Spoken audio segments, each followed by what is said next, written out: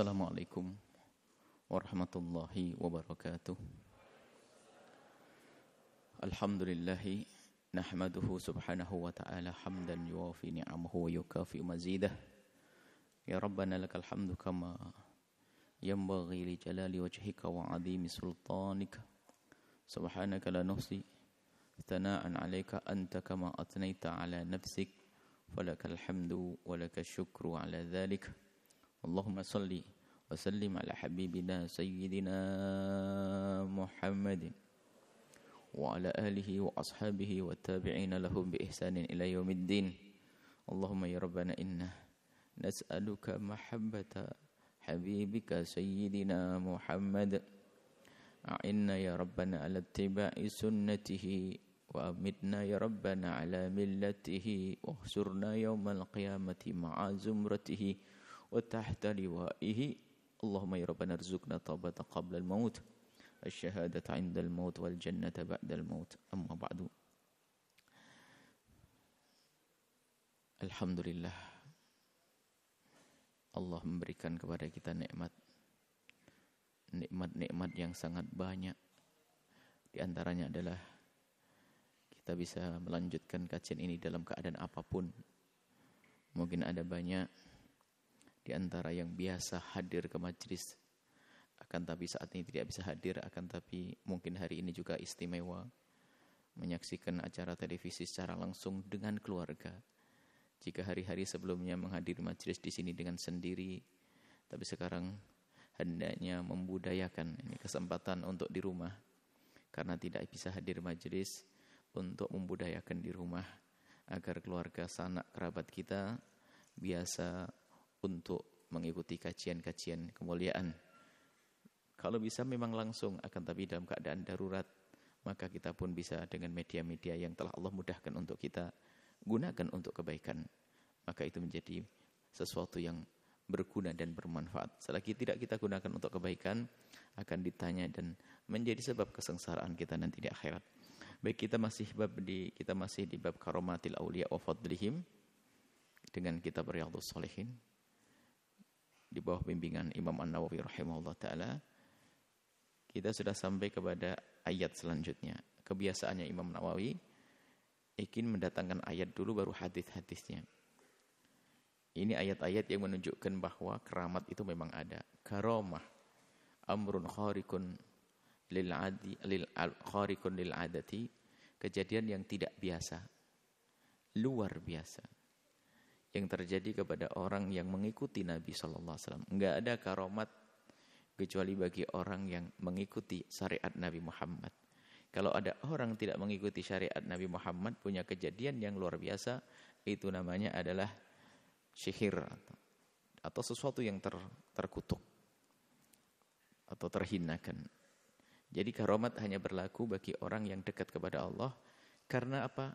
Allah ingin memuliakan dia, ingin ditampakkan oleh Allah kemuliaan dia di antara hamba-hamba Allah. Atau yang kedua, karena Allah ingin berikan pertolongan kepada mereka untuk sebuah hajat perjuangannya. Karomah. Gak ada karomah main-main. Itu sulap namanya. Nah, karomah main-main gak ada. Baik, kita lanjutkan tentang karomah yang terjadi pada yang disebutkan dalam Al-Quran. Ini kisah Sayyidatuna Maryam. Di saat beliau akan melahirkan di saat melahirkan Sayyidina Isa alaihissalam, Allah dalam Al-Quran Allah mengisahkan tentang Sayyidatuna Maryam yang melahirkan di saat itu tidak ada makanan. Dan sebelumnya sudah ada kisah, atau setelah itu ya ayat setelahnya, kisah bagaimana Siti Maryam mendapatkan kemuliaan dari Allah, dimudahkan untuk menjadi ahli ibadah, untuk bertabattul, berta'abbud di tempat peribadatan sampai mendapatkan makanan musim panas di musim dingin, makanan musim dingin pada waktu itu musim panas, dan seterusnya. Di antaranya sebelumnya ada ini, waktu melahirkan. Ini disebutkan dalam Al-Quran. Biarpun kisahnya ini lebih terakhir, karena sebelum punya anak, ini waktu punya anak. Huzzi ilaiki bijid'in nakhlati. Waktu beliau di bawah pohon korma, Kemudian beliau mendapatkan ilham yang isinya adalah perintah agar menggoyangkan pohon kurma. Kekuatan seorang wanita, Anda itu ada kurma di depan pondok itu. Coba digoyangkan kalau bisa. Ada yang gerak, nggak bakal ada yang gerak. Apalagi kurma, yang kurma pun punya tangkai. Yang ia pun terikat dengan tangkai. Tapi diperintahkan untuk menggoyangkan pohon kurma. Sakit aliki rutaban janiyah. Maka setelah itu lihat rutab yang jatuh, bukan kurmanya. Rutab itu masih segar. Nah, bagaimana kok bisa terjadi yang demikian? Jadi dikurang begitu jatuh. Dan dimakan setelah itu. Fakuli washrabi. Makanlah wahai Maryam, washrabi dan minumlah. Sayyidatuna Maryam bukanlah seorang nabi. Tapi diberi oleh Allah kejadian yang seperti itu. Tidak umum terjadi. Maka ini adalah namanya karamah. Dan layak Sayyidatuna Maryam mendapatkan karamah. Karena dialah wanita yang selama ini diwakafkan oleh keluarganya hanya untuk beribadah. Diwakafkan oleh ibundanya Hanna untuk dijadikan pengabdi di tempat ibadah, ngabdi kepada Allah saja. Lalu lahirlah Siti Maryam yang di saat beliau melahirkan Sayyidina Isa alaihissalam pun dalam keadaan seperti ini. Kemudian ayat selanjutnya. Ayat yang selanjutnya tentang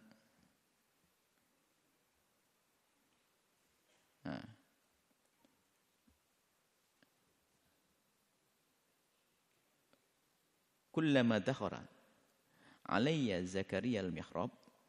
Ya, ini kisah tentang Sayyidatina Maryam juga. Sayyidatina Maryam ini lanjutan kisah Sayyidatuna Maryam.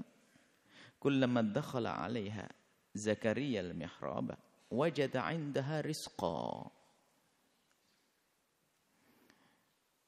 Sayyidina Zakaria itu melihat Siti Maryam. Kapan melihat Siti Maryam di tempat beribadah itu? Enggak pernah pakai masak, enggak pernah bingung makanan. Cuman tiba-tiba ada hidangan, ada makanan yang sudah disiapkan di situ.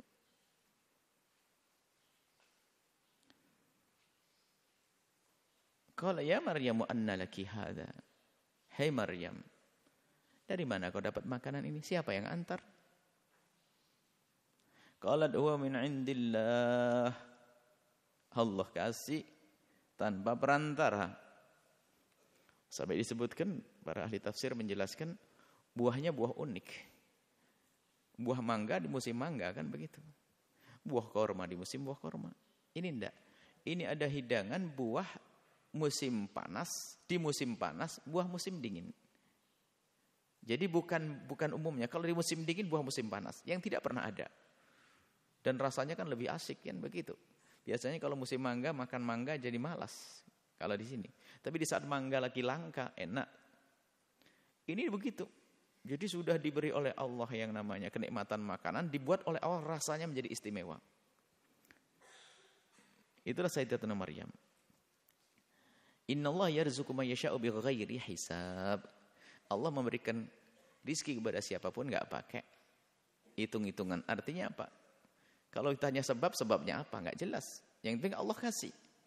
Nah kalau kita kembalikan kepada kebaikan Siti Maryam, ya karena Siti Maryam adalah penghamba Allah yang sesungguhnya, menghambakan dirinya kepada Allah dengan sesungguhnya, dengan ketulusannya, dengan keikhlasannya, maka Allah beri Sayyidatuna Maryam kemuliaan namanya karamah. Ini kisah Sayyidatuna Maryam. Sayyidatuna Maryam. Siti Maryam bukan nabi. Sebab nabi adanya hanya laki saja. Wa idh tazaltumuhum. Ini ayat selanjutnya. Tentang Ashabul Kahfi. Tatkala kalian meninggalkan mereka kaum yang wa may ya'budun, tatkala engkau meninggalkan mereka wahai Ashabul Kahfi. Kau tinggalkan mereka orang-orang yang tidak menyembah Allah. Kau tinggalkan mereka dengan sesembahannya, berhala-berhala yang ditegakkan. Illallah, dan tidak ada yang layak disembah kecuali Allah. Fa'wu ilal kahfi, lalu kau berlindunglah ke gua. Yanshur lakum rabbukum min rahmatihi, sudahlah kau masuk gua, nanti engkau akan mendapatkan rahmat dari Allah. Rahmat itu lengkap. Kalau sudah disebut rahmat itu lengkap. Bukan sekedar hilangnya rasa sakit, tapi yang dibutuhkan pun diberi karena dirahmati oleh Allah. Maka kalau orang sudah dirahmati oleh Allah, enggak ada yang kurang. Wa hiya lakum min amrikum mirfaqa. Dan akan disiapkan semua kebutuhan di situ. Maksudnya apa? Kamu tidak membutuhkan apa-apa lagi. Masuk gua selesai. Tidurlah dia. Tidur. Setelah itu terbangun. Setelah terbangun itu saling bertanya berapa tahun? Kayaknya berapa lama kita nginep di sini? Batu 1 hari. Oh, setengah hari atau 3 hari. Padahal dia sudah tidur di situ 309 tahun. Dan tidak ada perubahan. Enggak ada perubahan. Maka kalau ada riwayat yang mengatakan kukunya jadi panjang, rambutnya panjang, itu riwayat bohong, enggak benar itu. Sebab kalau kukunya panjang kan jadi sadar kalau lama di situ. Enggak ada. Jadi tetap seperti semula.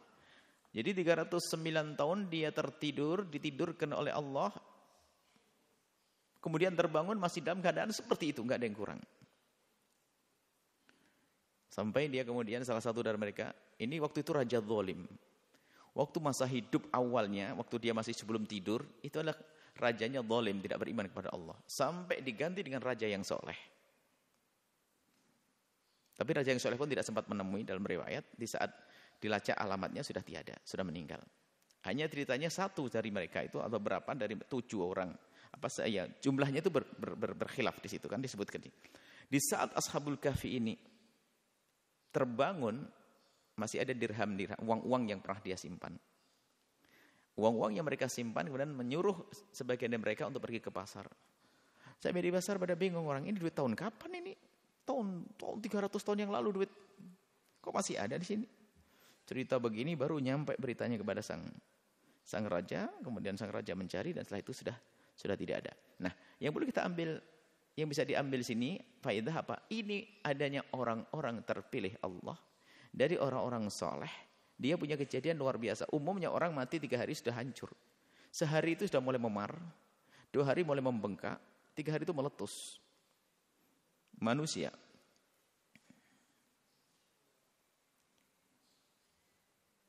Wa yatara syamsa idza tala'at tazawaru an kafihim dhatal yamini wa idza gharabat taqriduhum dhatal shimali wa hum fi fajwatin minhu. Jadi teman keramat yang lain lagi, memang gua itu oleh Allah dijaga tidak pernah kena sinar. Waktu terbitnya matahari enggak kena, waktu terbenamnya juga enggak kena. Ya, seperti itu. Ini adalah gambaran tentang karomah. Artinya karomah terjadi kepada orang-orang terkasih Allah. Orang-orang yang Allah cintai, yaitu di sini kisah Ashabul Kahfi, dan disepakati mereka bukan nabi. Mereka orang-orang soleh. Baik, sekarang dari hadis-hadis Nabi. Ini seperti mendatangkan hujjah begitu Imam Nawawi. Dari hadis Nabi SAW,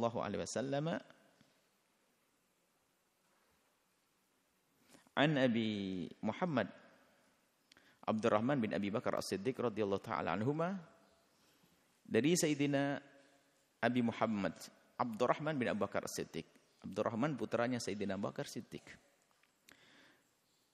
Anna ashabal suffati, beliau bercerita bahasanya sesungguhnya ashabus suffah.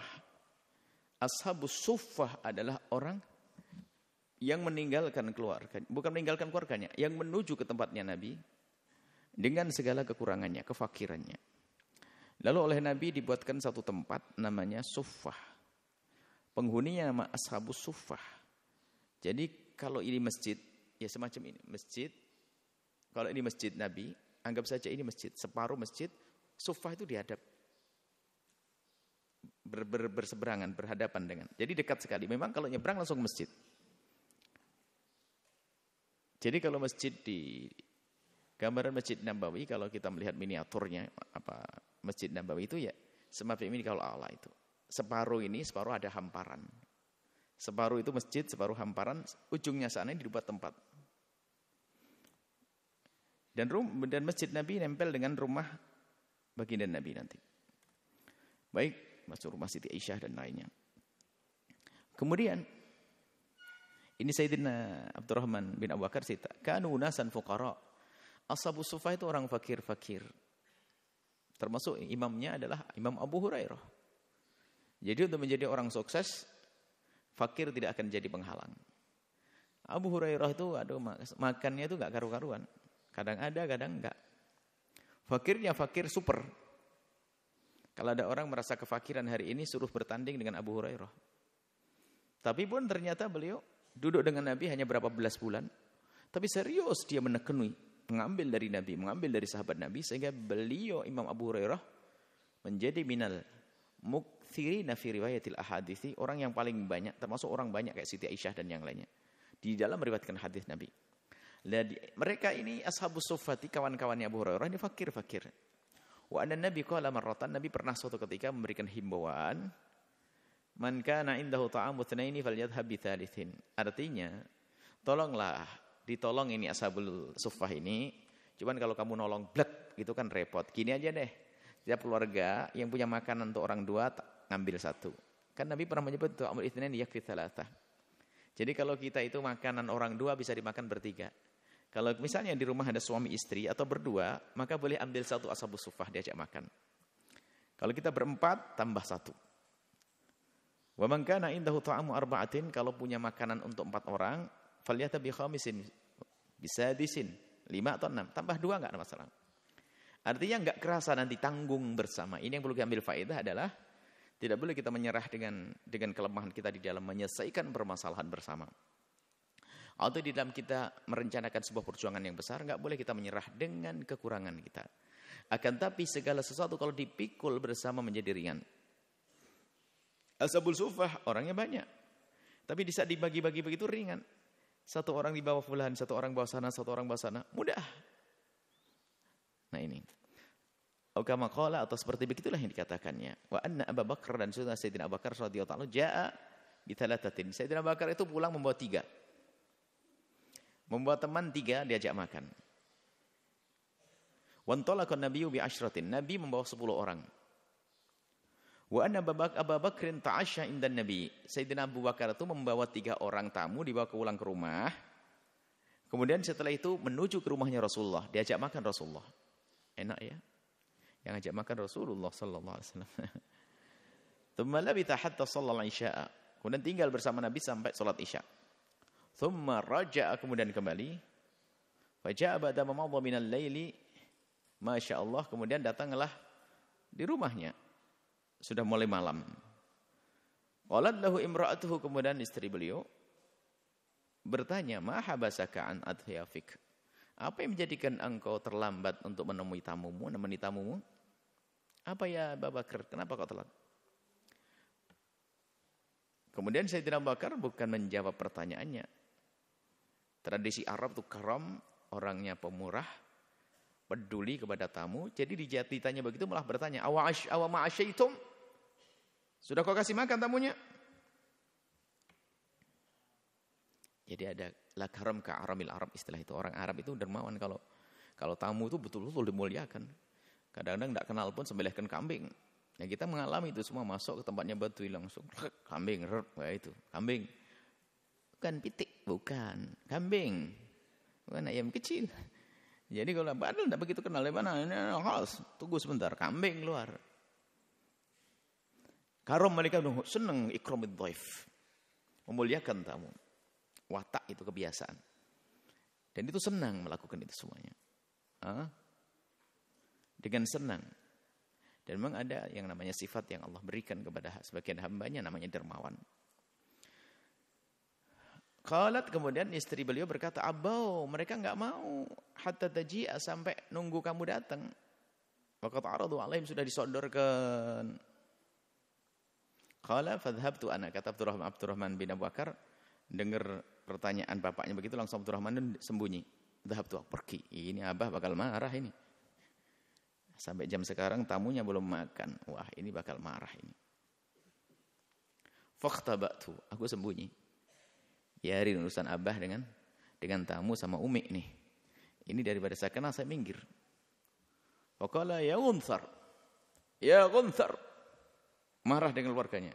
Gunthar itu adalah orang yang disifati dengan tidak peka, bodoh. Wahai yang mana? Nah, bodoh, maksudnya menyebut begitu marahnya, begitu semangatnya muliakan tamu sampai ya Gunthar. Gunthar. Fajadda'a wa sabba, sampai ya bahasanya memaki. Jadi ternyata maki itu ya asalkan jangan ngomong-ngomong sampai kotor-kotor, enggak. Kalau orang marah dia muncul satu kalimat-kalimat semacam itu. Ya Gunthar, ini anak tidak peka. Ya Gunthar. Fajadda'a wa sabba. Lalu ngomong apa saja, pokoknya marah-marah dengan anaknya. Kemudian Sayyidina Abu Bakar nyuruh makan. Tamunya, kulu hani'an, makan yang enak. Tamunya apa? Wallahi la at'amuhu abadan. Enggak. Saya tidak akan makan. Kecuali kamu makan, wahai Abu Bakar. Qala wa aimullahi ma kunna na'khudhu min luqmatin.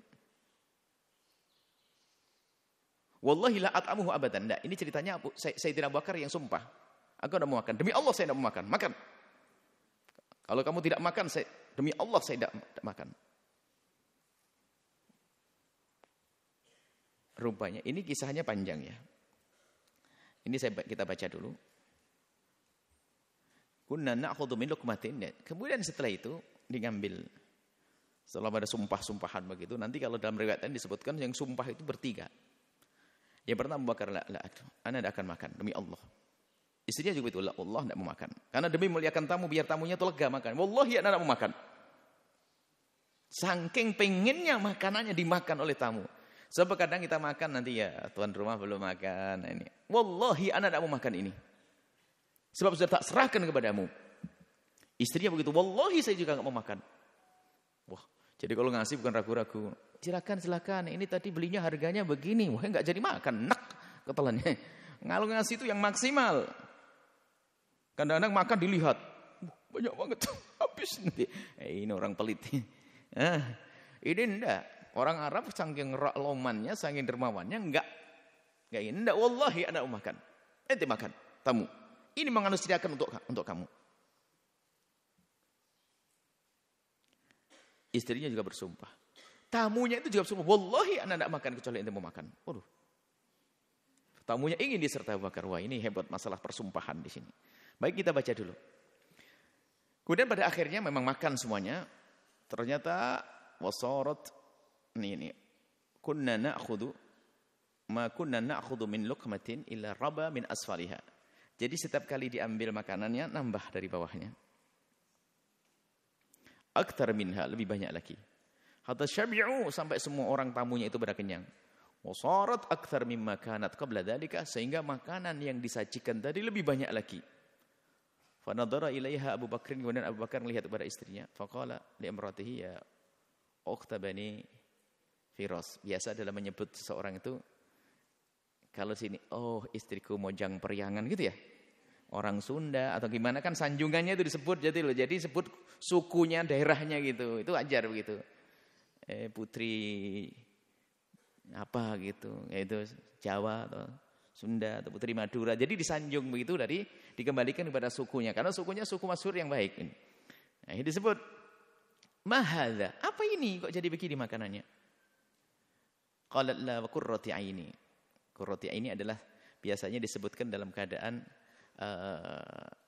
qurrati aini itu penyejuk hatiku gitu loh Mas. Qurratu ain itu penyejuk hati.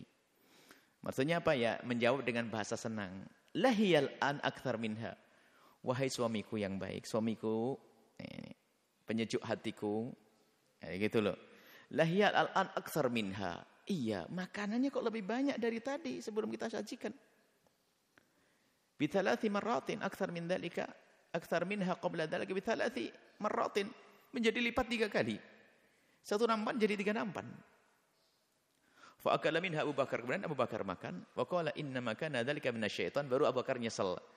Aku tadi sumpah yang pertama itu dari syaitan. Akhirnya Abu Bakar itu melanggar sumpahnya, dan maka nanti ulama membahas. Jika seseorang terlanjur, kita baca dulu supaya selesai dulu, supaya tidak campur. Ya ini yaminahu, maksudnya Sayyidina Abu Bakar menyesali dengan sumpahnya yang berjanji wallahi tidak mau makan tadi. Tsumma akala minha luqmatan, kemudian memakan suap, tsumma hamalah ila Nabi, kemudian bawa kepada Nabi sallallahu alaihi wasallam, fa asbahat indahu, kemudian berada pada Nabi sallallahu alaihi wasallam. Wa kana bainana wa baina qaumin ahdun famadhal ajalu, kemudian kita ada perjanjian dengan mereka tamu, Famadul ajalu, kemudian berakhirlah perjanjian dengan tamunya, Abbasiyah dengan tamu-tamunya, perpisahlah semuanya. Pulang pada masing-masing, punya kegiatan masing-masing semuanya. Fatafarraqa 12 rajulan, kemudian berpisah 12 orang. Ma'akul lirajulin minhum unasun, setiap orang dengan rombongan. Wallahu a'lam kam ma'akul lirajulin. Saya tidak tahu berapa. Jadi kebiasaan begitu. Menanggung. Jadi ini kita mengambil faedah begini, menanggung bersama gitu loh. Ini biasa kita serukan. Misalnya di bulan Ramadan sini, santri ini Masya Allah, berjuang perindu kemuliaan semuanya. Di sini ada berapa ribu. Dari ribuan ini ayo ditanggung bersama. Saya pengen ngambil 10 orang 1 bulan Ramadan, 10 orang 1 bulan Ramadan, 1 orang ngambil untuk anak-anak menjamin sebulan Ramadan. Ajib. Tiba-tiba lengkap nanti. Anak-anak dimuliakan di bulan Ramadan, para santri. Ini termasuk yang kita serukan tahun ini. Fa'akalu minha jami'an, dan semuanya makan. Fi riwayatin, dalam riwayat, fahalafa Abu Bakrin, Sayyidina Abu Bakar bersumpah la yata'amuhu, tidak mau makan. Fahalafatil mar'atu, istrinya juga mengatakan la tata'amuhu, tidak akan makan. Fahalafad dhaifu, tamunya juga bersumpah la yata'amuhu aw yat'amuna hatta yat'amuhu, tidak mau makan kecuali Sayyidina Abu Bakar juga mau makan. Faqala Abu Bakar hadhihi minasyaiton, ini dari syaitan, fada'a bi ta'ami, kemudian ngajak makan bersama. Fa'akala wa akalu, Sayyidina Abu Bakar makan dan tamunya juga makan. Wa ja'alu la yarfa'una lukmatan, kemudian yang terjadi adalah tidak mengangkat satu suap nasi illa robat min asfaliha, kecuali bertambah dari bawahnya. Akthar minha, lebih banyak lagi. Wa qala ya ukhta bani Firas, tadi wahai ukhti bani Firas, ma hadza, apa ini? Faqalat wa qurratu aini innahal ana al-akthar minha. Ini hadis riwayat lain maksudnya. Sekarang lebih banyak wahai suamiku, qabla an na'kul, daripada sebelum kita makan. Fa akalu wa ba'atha biha ila nabi, kemudian sebelum makan ada dikirim kepada Nabi sallallahu alaihi wasallam. Fadzakara annahu akala minha, dan dalam cerita Nabi Muhammad juga makan daripada makanan tersebut. Wa fi riwayatin, dalam riwayat lain, anna Abu Bakar qala li Abdurrahman, dalam riwayat lain Sayyidina Abu Bakar itu berkata kepada Abdurrahman putranya, dunak adyafak, pulang ke rumah membawa tamu, dunak adyafak, tamumu perhatikannya. Fa inni muntalikun ila nabi, sebab aku ada undangan untuk bersama Nabi. Fakhruj min kirahum qabla an aji, selesaikan urusan menjamu tamu sebelum aku datang. Pokoknya aku mau pergi, anak ya Abdurrahman, aku mau pergi kepada Rasulullah, ini tamu aku bawa, beresin urusan makan malamnya. Fantalaqa Abdurrahman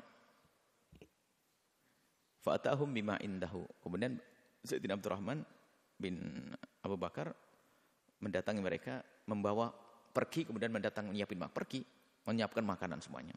Kemudian datang kembali dengan fa'atahum, kembali dengan makanan-makanan. Faqala it'amu, makanlah wahai tamuku. Qalu aina rabbu manzilina, mana sahibul bait, Abu Bakar di mana? Qala it'amu, sudahlah makan. Qalu ma nahnu biakhilina hatta yaji rabbu manzilina, kami tidak akan makan kecuali sampai datang orang yang punya rumah di sini. Qala iqbalu anna girakum, terimalah hidangan ini wahai tamuku. Fa innahu, karena sesungguhnya inja'a, kalau ayah datang, Abu Bakar datang, walam tat'amu, kemudian kamu tidak mau, belum makan, lanal qayanna minhu, niscaya kami akan menemukan amarah dari beliau. Makan, kalau tidak makan nanti abah marah. Fa abau, tetap enggak mau makan. Fa araftu annahu yajidu alayya, aku sadar ini kalau abah datang pasti marah dengan saya. Falamma jaa, betul, Abu Bakar datang, tanahaitu, langsung ngeloyor Sayyidina Umar, minggir nih. Abahnya marah nanti. Fatanahaitu anhu. Faqala, kemudian bertanya, ma sonatum? Apa yang kau lakukan kepada tamumu, kok belum makan sampai sekarang? Ahbiruh, kasih tahu. Apa ini yang terjadi kok tidak makan semuanya? Faqala, kemudian Sayyidina Abu Bakar bertanya, ya Abdurrahman. Panggil anaknya, Abdurrahman, mana kau? Sembunyi, sakit. Fasakata. Thumma qala ya Abdurrahman, dipanggil lagi. Fasakat. Faqala ya Gunthar. Enggak dipanggil, enggak dengar-dengar. Hei, dungu. Di mana kau?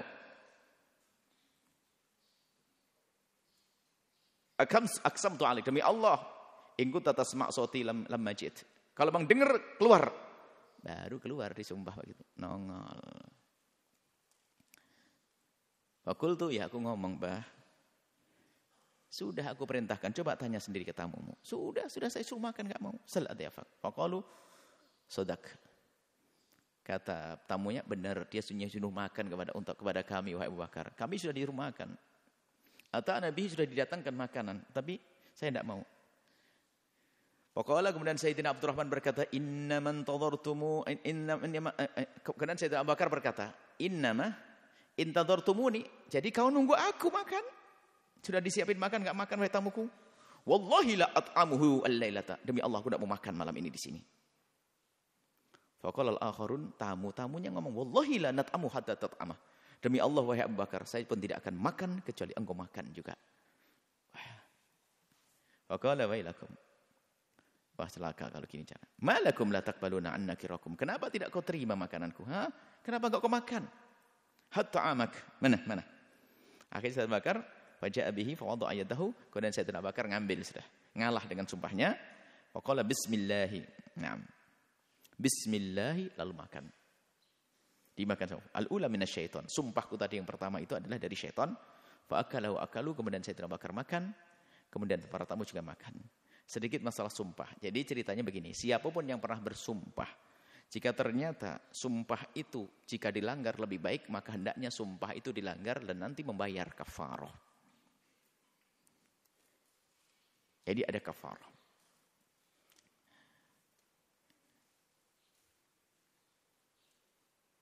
Jadi sumpah. Kemudian di sini cerita tentang apa? Sayyidina Abu Bakar As-Siddiq. Sayyidina Abu Bakar As-Siddiq, ya kafarahnya nanti suruh milih, merdekakan budak enggak ada. Kafarahnya memberikan makan 10 orang atau puasa 3 hari.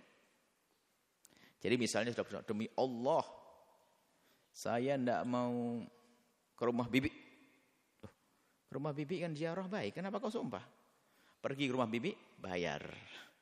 Biar dapat pahala 2. Karena sumpah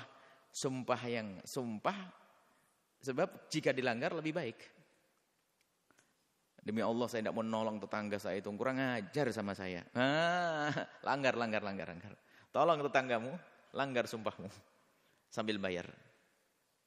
Seperti itu. Jadi kalau sudah terlanjur bersumpah, tapi hendaknya kita tidak main sumpah. Sumpah itu hanya berlaku dalam keadaan darurat. Dalam hajat yang mendesak baru bersumpah. Kita tidak dianjurkan memperbanyak sumpah. Baik, kemudian di sini yang perlu difahami, Sayyidina Imam An-Nawawi mendatangkan hadis ini cerita tentang adab karomah yang Allah berikan Sayyidina Abu Bakar kepada Sayyidina Abu Bakar. Sayyidina Abu Bakar bukan nabi, tapi ternyata makanan kok berkembang. Kalau nabi kan dari jemarinya keluar air yang bisa diminum oleh semua pasukan waktu itu. Makanan di Nabi cukup. Mukjizat bagi Nabi. Cuman yang harus kita pahami bahwa keramatnya umat Nabi adalah mukjizatnya Nabi. Artinya kembalinya kepada Nabi. Sebab tidak ada orang punya karamat kecuali dia terikat dengan Nabi. Maka karamatnya umat Nabi Muhammad itu sebetulnya mukjizatnya Rasul. Karena apa? Tidak akan diberi oleh Allah karamat seperti itu kecuali karena dia punya keterikatan yang kuat kepada Rasul sallallahu alaihi wasallam. Baik. Imam Nawawi menjelaskan qala ghunthar bi ghin mu'jamah. Ghin yang bertitik, ghin madmumah, ghun.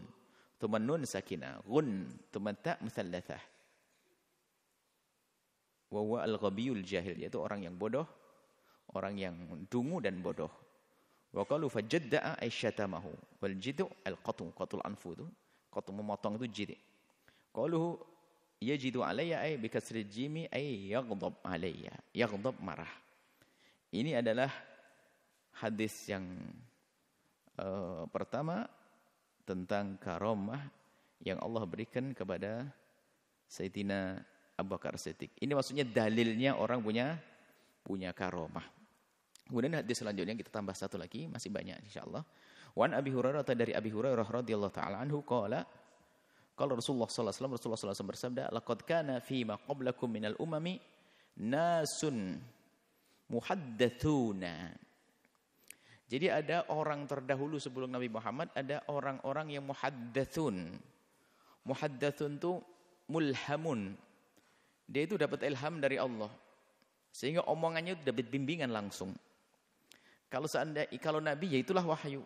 Cuman karena kalau itu bukan Nabi namanya ilham. Muhaddatsun. Fa iyyaku fi ummati ahadun, kalau ada dari umatku orang yang punya kelebihan muhaddats seperti itu, fa innahu Umar, maka dia adalah Sayyidina Umar. Rahul Bukhari, hadis Imam Bukhari dan Muslim fi riwayat Aisyah fi riwayatihima qala Ibn Wahab muhaddatsuna mulhamun, maksudnya muhaddatsun mulhamun, mendapatkan ilham. Jadi Sayyidina Umar tuh kalau ngomong tuh tepat gitu. Cocok sesuai dengan syariat, sesuai dengan ini. Sayyidina Umar ngomong begini tiba-tiba cocok dengan syariat. Jadi mulham. Itu termasuk karamah. Beliau bukan nabi tapi bahkan ilham. Hanya perlu diketahui bahwasanya seolah-olah di sini hanya Sayyidina Umar saja. Oh tidak, Sayyidina Abu Bakar. Jadi wali terbesar itu, wali paling agung adalah nomor 1. Selebihnya di bawahnya. Abu Bakar, Sayyidina Abu Bakar As-Siddiq. Wali nomor 1 Sayyidina Abu Bakar. Wali-wali yang selama ini disebut gede-gede, oh di bawah Sayyidina Abu Bakar As-Siddiq. Nggak ada bisa ngalahkan. Sayyidina Umar di bawah Sayyidina Abu Bakar Siddiq. Cuma dalam ini memang muhaddatsun ini memang yang sering tampak dari Sayyidina Umar. Padahal Sayyidina Abu Bakar punya kejadian-kejadian yang sangat mirip. Dengan apa? Dengan Sayyidina Umar bin Khattab. Sayyidina Abu Bakar lebih banyak lagi sebetulnya. Cuman begitulah kadang Sayyidina Abu Bakar kelebihannya banyak seolah-olah bagian ini tidak disebut. Padahal Sayyidina Abu Bakar juga dia muhaddatsun juga. Jadi beliau punya ilham-ilham bahkan lebih banyak daripada Sayyidina Umar bin Khattab. Cuman karena biasanya begini, kalau orang ahli nahwu hebat, padahal dia juga ngerti fikih, cuman karena menonjol nahwunya, fikihnya kurang terlihat. Atau sebaliknya yang menonjol fikihnya, padahal dia juga ilmu nahwunya, tapi tidak banyak terlihat. Sayyidina Umar punya kelebihan, Sayyidina Abu Bakar kelebihan, cuma dalam sisi ini jarang dibahas. Sayyidina Umar nonjolnya di sisi ini, padahal yang lain juga ada kebaikan Sayyidina Umar. Kalau Sayyidina Abu Bakar banyak, bahkan disebutkan kisah tentang masalah sulh Hudaybiyah itu. Itu pendapatnya Sayyidina Abu Bakar yang dipakai. Juga kisah tentang banyak Sayyidina Abu Bakar Siddiq tentang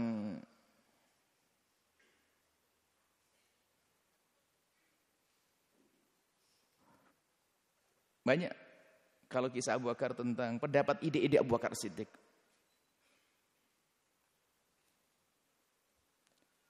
Apa ya, banyak yang kita ingat tentang kelebihan-kelebihan. Atau waktu wafatnya Nabi, berita khabar di Madinah tentang wafatnya Nabi SAW. Orang pada berkumpul di Umar berkumpul.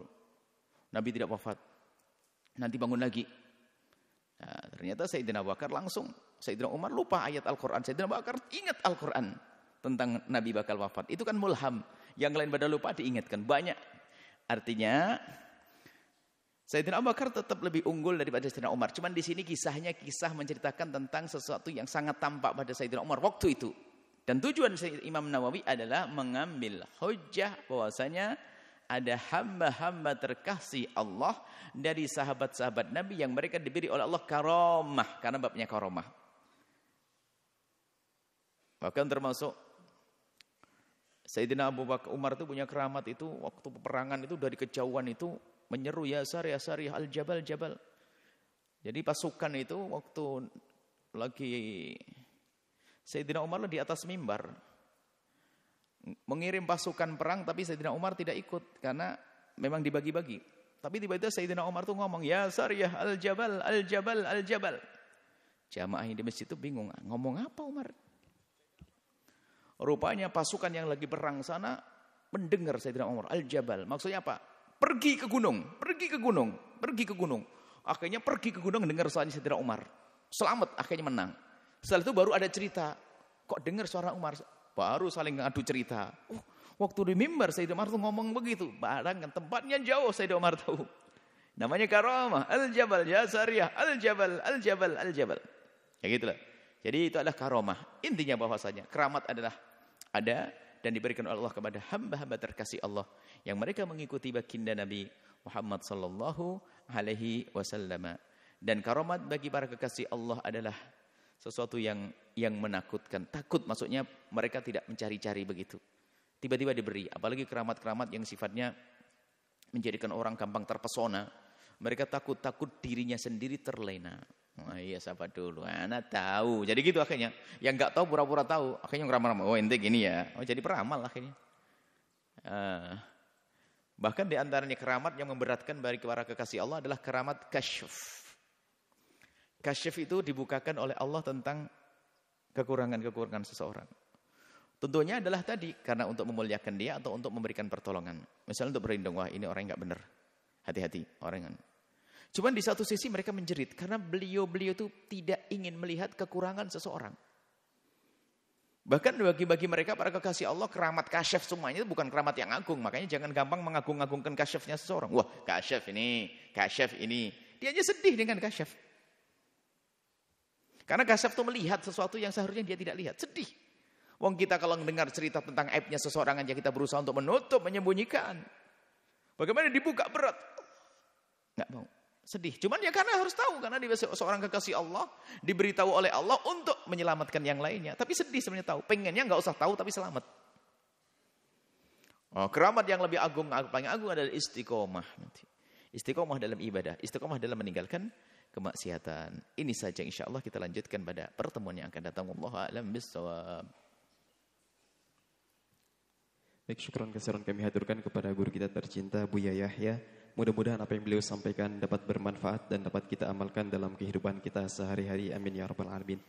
Baik, selanjutnya kita memasuki sesi tanya jawab dan kami kembali informasikan kepada para pendengar dan pemirsa dimanapun Anda berada bahwasanya kami memberikan kesempatan kepada Anda untuk bertanya langsung kepada Buya dengan melalui via telepon dan menghubungi nomor interaktif 08231 0823 4071 3338. Dan sambil menunggu penelpon yang masuk, kami akan membacakan terlebih dahulu beberapa pertanyaan yang telah masuk di media sosial.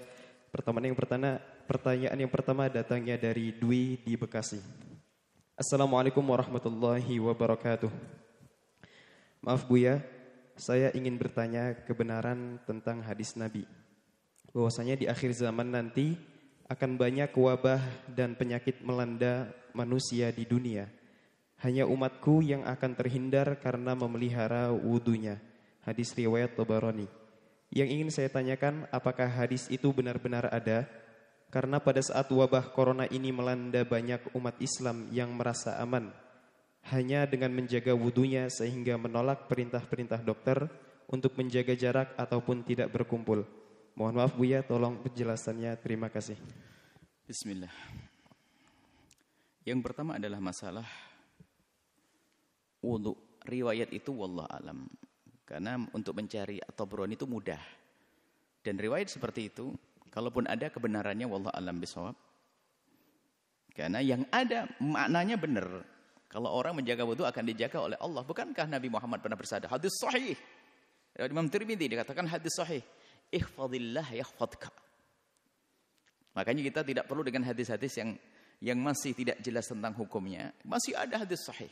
Ihfadillah yahfadka. Kalau engkau menjaga Allah, maka Allah akan menjagamu. Ada riwayat dari Tabrani bunyinya tidak begitu. Bunyinya begini. Hafidhu 'alal wudu'i fa inna khairu a'malikum as-shalah. Ada lafaz seperti itu. Lafaz yang kayak tadi ya mungkin karena kita belum sampai menemukannya, tapi lafaz tidak ada. Jadi kalau Anda ingin menghimbau orang berwudu, para ulama pun yang kita temui menghimbau wudu tidak dengan riwayat itu. Menghimbau wudu karena selalu dalam keadaan bersih dan sebagainya, dalam keadaan menjaga kesucian itu. Jadi maknanya benar kalau kita menjaga wudu, insya Allah dijaga oleh Allah. Ada perkataan para solihin, man asobathu musibatun wa huwa ala ghairi taharatin fala yalumanna ila ala nafsihi. Dan kita tidak berani menisbatkan pada baginda Nabi. Yang jelas kalimat itu sudah sangat masyhur. Barang siapa yang kena musibah dalam keadaan dia tidak punya wudu, jangan salahkan kecuali dirinya sendiri. Dan kita tidak mengatakan itu hadis Nabi. Artinya apa? Selagi kita menjaga wudu, artinya kita ingat Allah terus. Berarti yahfadka, Allah yang akan menjagamu. Jadi ini riwayat itu jelas. Benar. Ihfadillah yahfadka. Jagalah Allah dengan berwudu maka Allah akan menjagamu. Ini dari segi riwayat. Adapun dari segi yang lain kebersihan, saya kalau kita sambung-sambungkan kayaknya ya nyambung juga. Selama ini kan hari ini pondok dipasang wastafel banyak banget ya. Demi kesehatan harus pakai cuci tangan dan sebagainya. Himbauannya untuk corona kan cuci tangan. Kalau orang wudhu terus seringnya cuci tangan, nggak usah pakai perintah. Dari sisi ini. Ya. Kemudian apa? Usahakan pakai Masker ini yang solehah sudah maskeran pakai cadar. Ini dari mungkin hikmah ini di balik ini ada tanpa harus yang cadar nggak pernah penyakit. Kemudian yang sudah cuci tangan langsung saja duduk-duduk di tempat berpenyakit nggak apa-apa. Enggak begitu maksudnya. Kita membaca hikmahnya saja bahwa di balik wudu ternyata ada kebersihan. Mohon maaf kalau bicara cadar, kita mengatakan cadar tidak kita wajibkan dibawain supaya tidak jadi salah ngomong cadar nanti ini kan dibawa kemana-mana. Ini banyak yang nggak cadar, cadaran nggak cadar. Ini hanya sekedar kalau kami tangkap hikmah. Bukan urusan cadar berarti pasti nggak berpenyakit. Oh tidak, bukan itu. Jadi kalau masker kan mirip-mirip begitu ya. Kalau cuci tangan ya sekalian wudu, ngapain begitu? Kalian deh daripada cuci tangan wudu sekalian deh, sempurna. Agar kita mendapatkan menjagaan dari Allah, ikhfadillah yahfadka. Jikalau Allah akan menjagamu, maka biasakan untuk selalu dalam keadaan wudu. Dengan sering mencuci tangan. Kalau sudah mencuci tangan karuan dah, jangan sampai enggak wudu. Kalau sudah punya wudu, tetap jaga alhamdulillah. Ada tajdidul wudu. Baik, adapun selanjutnya kalau untuk menjaga penyakit banyak riwayat bukan itu. Riwayat yang jelas, dawu mardakum bisadaqati. Obatilah penyakit-penyakitmu dengan sedekah. Riwayatnya benar. Yani as-sadaqah tadfa'ul bala, yang namanya sedekah menolak bala bencana. Kalau kita ingin ditolak bencana, kita bersedekah. Banyak upaya-upaya menjauhkan dari penyakit. Termasuk doa yang dihadirkan Nabi, doa Nabi yang selama ini kita baca, Allahumma inni a'udzubika minal marasi wal jununi wal judami wa min sayil asqami. Itu kan doa untuk menghindar dari penyakit. Kalau sudah mengajarkan Nabi ya pasti benar. Cuman bukan berarti setelah itu kita enggak menjaga. Itu kan sarana batin minta kepada Allah agar dijauhkan. Sarana zahirnya berusaha menjauh. Jadi kalau petunjuk dari medis kita agar tidak banyak bergaul ya penuhi dulu ini. Di samping kita memohon kepada Allah berdoa.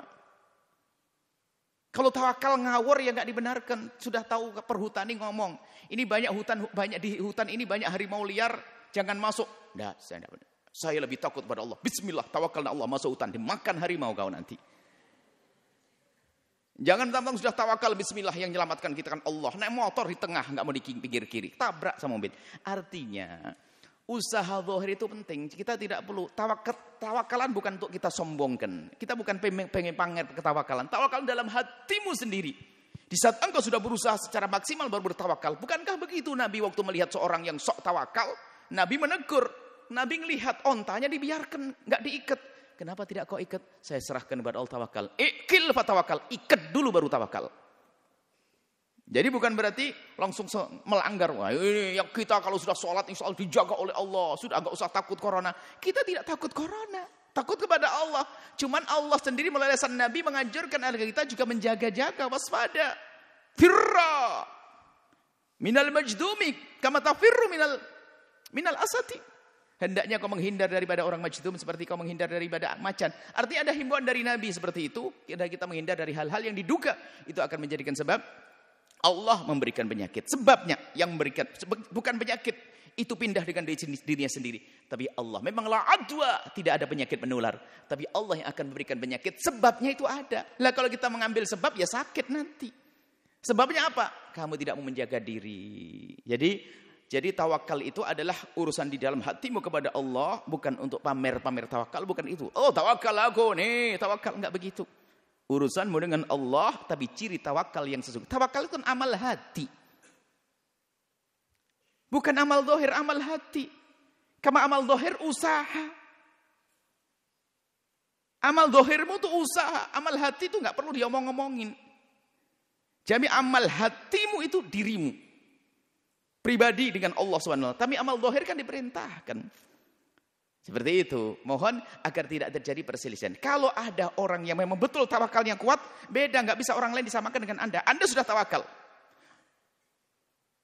Minum ini nggak ada masalah, minum air tidak dimasak, nggak flu, mengukur ini, Anda tawakalnya tinggi. Makom Anda tinggi. Tapi saya makomnya belum sampai kepada Anda, jangan saya dipaksa, nggak bisa. Demam besok. Jadi orang tahu, dan benar ada. Kita tidak menyalahkan kalau orang punya tawakal sesungguhnya ada.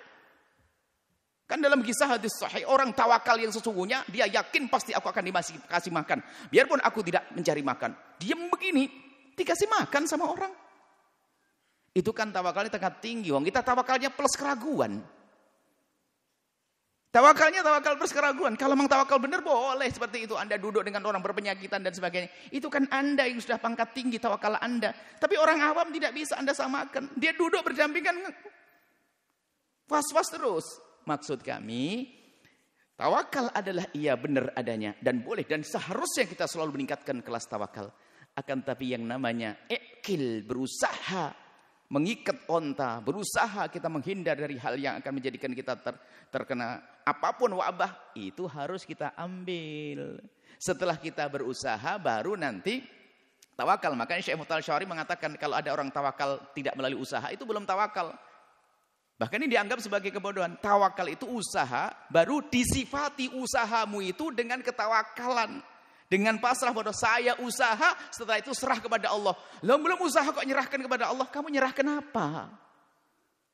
Nyerahkan apa? Saya bekerja cari uang, ini usaha. Setelah itu aku serahkan kepada Allah. Tawakal menyifati, tawakal sifat hati untuk menyifati amal dohir. Jadi baru ada amal dohirmu, baru disifati tawakal. Kalau belum ada amal dohir, nggak ada sifat. Seperti ikhlas juga itu amal dohir, itu menyifati amal dohir. Orang dikatakan ikhlas. Ya amal dulu zahir baru tampak ikhlas. Berusaha dulu baru tampak tawakal. Seperti itu. Cuman nanti kalau sudah masuk makom tinggi orang bertawakal yang sesungguhnya. Tanpa usaha, tapi tidak semua orang sama. Ini hanya orang-orang khusus yang dipilih oleh Allah. Dan sedikit orang begitu. Ini hukum orang khusus, jangan dipukul rata. Lalu ente biasa saja. Maksud kami, jika itu himbauan dari dinas kesehatan atau bagian kesehatan yang mereka adalah ahli zikir dalam hal ini. Kemudian juga dihimbau oleh pemerintah, yuk kita turuti demi kebaikan. Kalau memang Anda orang bertawakal, urusan Anda itu. Tapi jangan sampai menyalahkan orang yang selama ini menjaga. Oh itu aja kok takut. Orang kok takut sama corona. Enggak takut sama corona. Enggak takut sama Fir'aun kita. Kita takut kepada Allah. Enggak takut sama harimau. Tapi bukan berarti saya besok meluk harimau, bukan. Saya nggak takut sama harimau. Cuma ya jangan deket-deket harimau, dimakan kau nanti, itu loh. Kadang-kadang omongan kita itu omongan yang kurang kita pahami sini. Saya nggak takut kepada harimau. Saya nggak takut kepada api. Saya hanya takut kepada Allah. Maksudnya apa? Biarpun saya tidak takut kepada api, ya jangan pegang-pegang api kan gitu. Saya tidak takut kepada api. Saya hanya takut kepada Allah. Nyos, angus tanganmu nanti.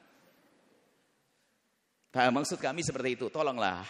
Jadi kita jangan sampailah dikit-dikit ada masalah ribut ini debat ini saja. Karena kok takut kepada ini, takut ini. Sama corona aja takut.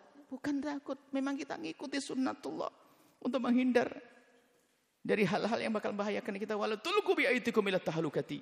Jangan kau jerumuskan dirimu dalam kehancuran.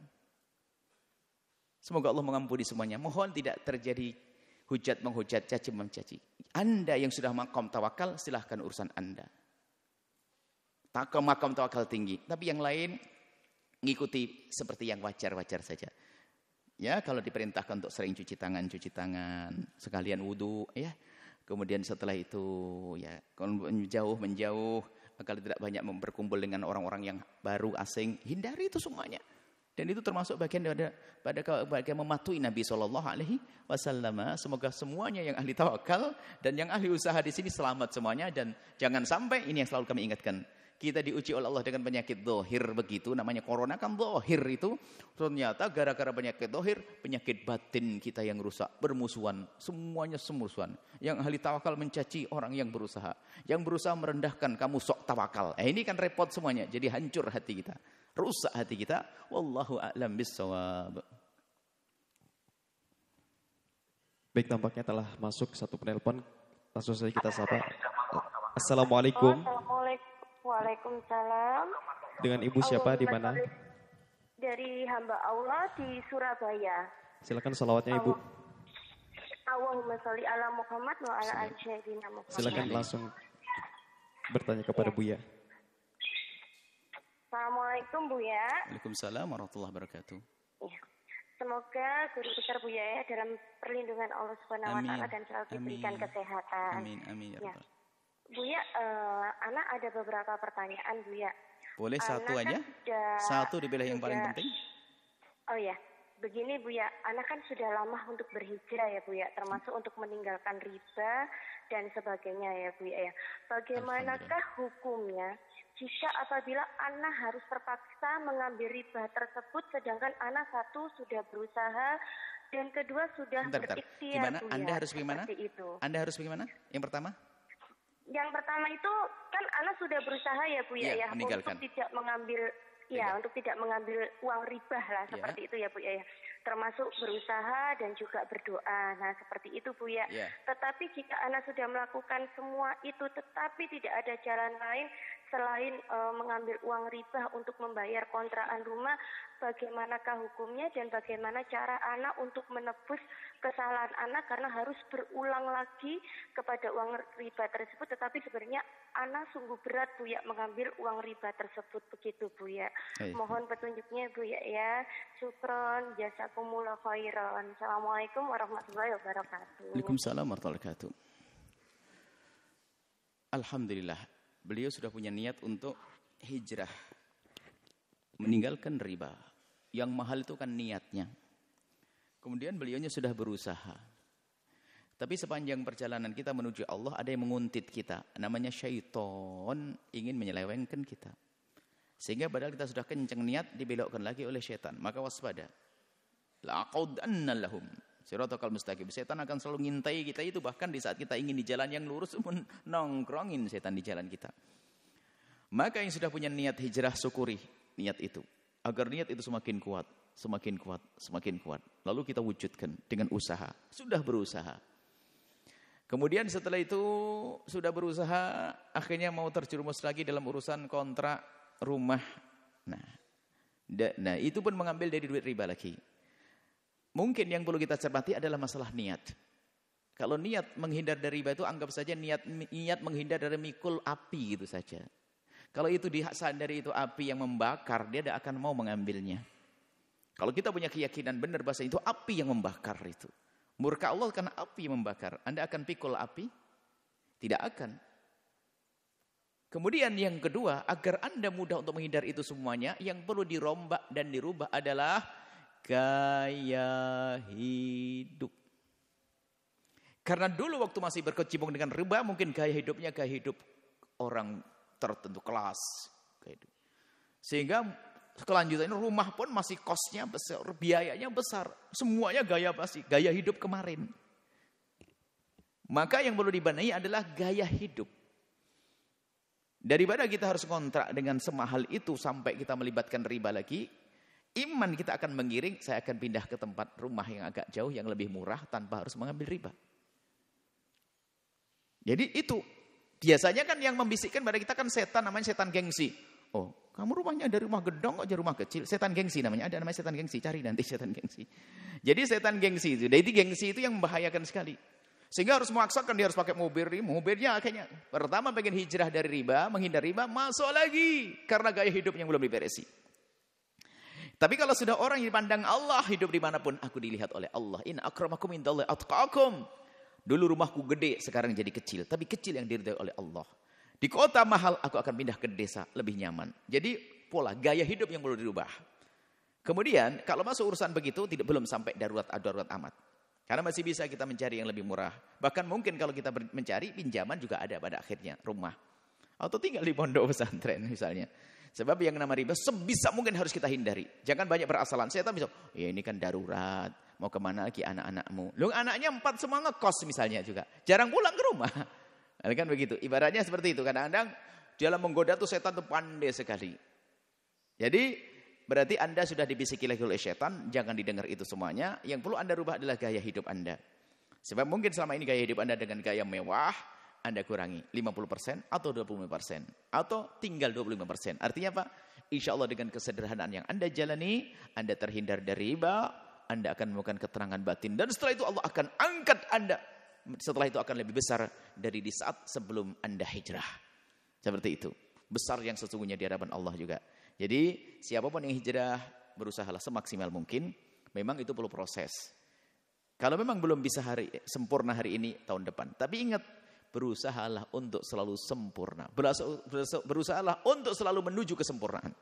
Kalau sempurna dalam hijrah nggak ada. Tentu masih ada sisa-sisa kekurangan-kekurangan itu. Tapi tidak boleh, masih ada kemungkinan kita untuk menghindar kok bisa masuk lagi. Misalnya tadi, rumah. Mungkin bisa meminjam rumah atau cari rumah tanpa kita harus pinjam uang lagi ke dunia riba. Selagi masih bisa, kalau selagi masih bisa, kok kita masih mengambil riba, berarti tergores atau ternodai tobat kita. Tapi insya Allah sudah ada tobat. Karena Anda sudah banyak menghindar 1, 2, 3, 4. Anggap saja gini 10 riba yang selama ini Anda jalani. Lalu Anda tobat. Anda sudah bisa menghilangkan riba 1, 2, 3, 4, 5, 6, 7, 8. Tinggal 1, 9. Masih lumayan. Tapi dengan 9, 1 yang Anda jalani. Istighfar yang banyak berjanji. Nggak ada terusnya. Nggak ada batasnya. Terakhir nih kontraan saya. Pokoknya kalau tidak mendesak saya tidak akan melakukan ini. Nah begitu. Sempurnakan. Jadi tidak langsung 10. Itu belum tentu. Ada orang yang langsung 10. Oke. Tapi ada yang hanya 1 dulu saya. Kelasnya begitu. Saya 2 dulu, 3 dulu. Ini dosa. Nangis terus tiap malam pada Allah. Sampai 10. 10 riba ditinggalkan. Seperti itu. Semoga Allah mudahkan Anda. Memuliakan Anda. Melapangkan rezeki dengan yang halal. Mengampuni semuanya. Wallahu a'lam bishawab. Baik, selanjutnya kami berikan kesempatan kepada para hadirin untuk bertanya dari laki-laki 1 dan perempuan 1. Baik, dari jemaah laki-laki itu.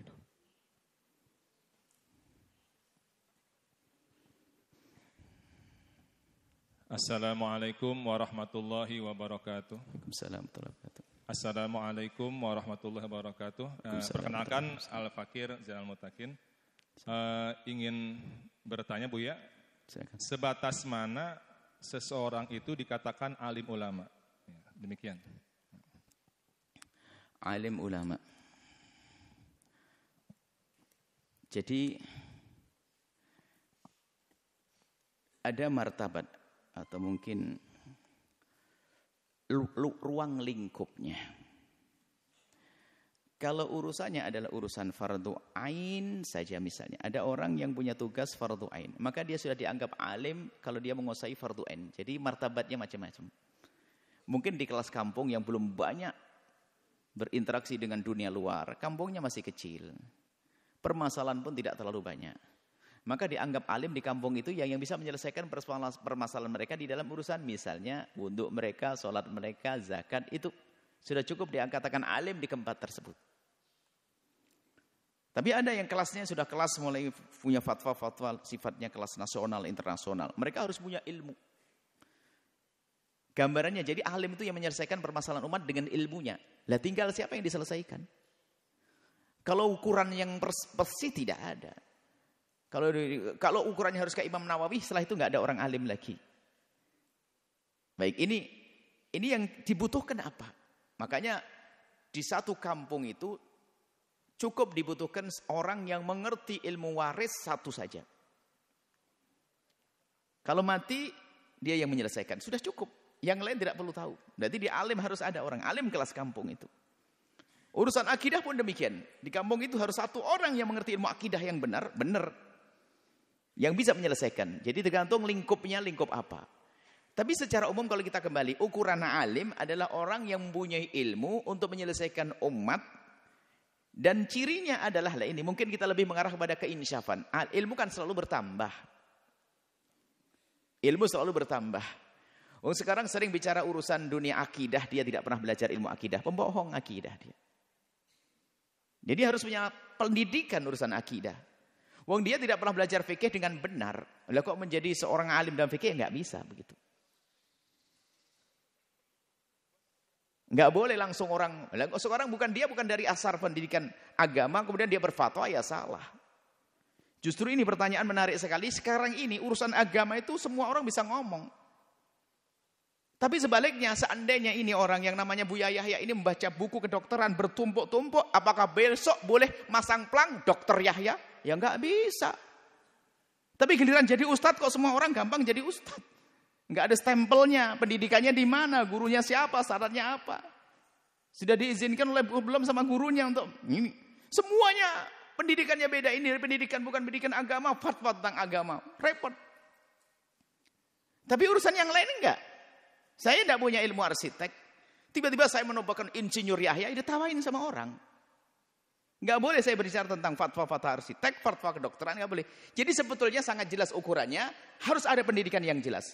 Makanya ini pembahasan namanya ahlil khibrati, keahlian.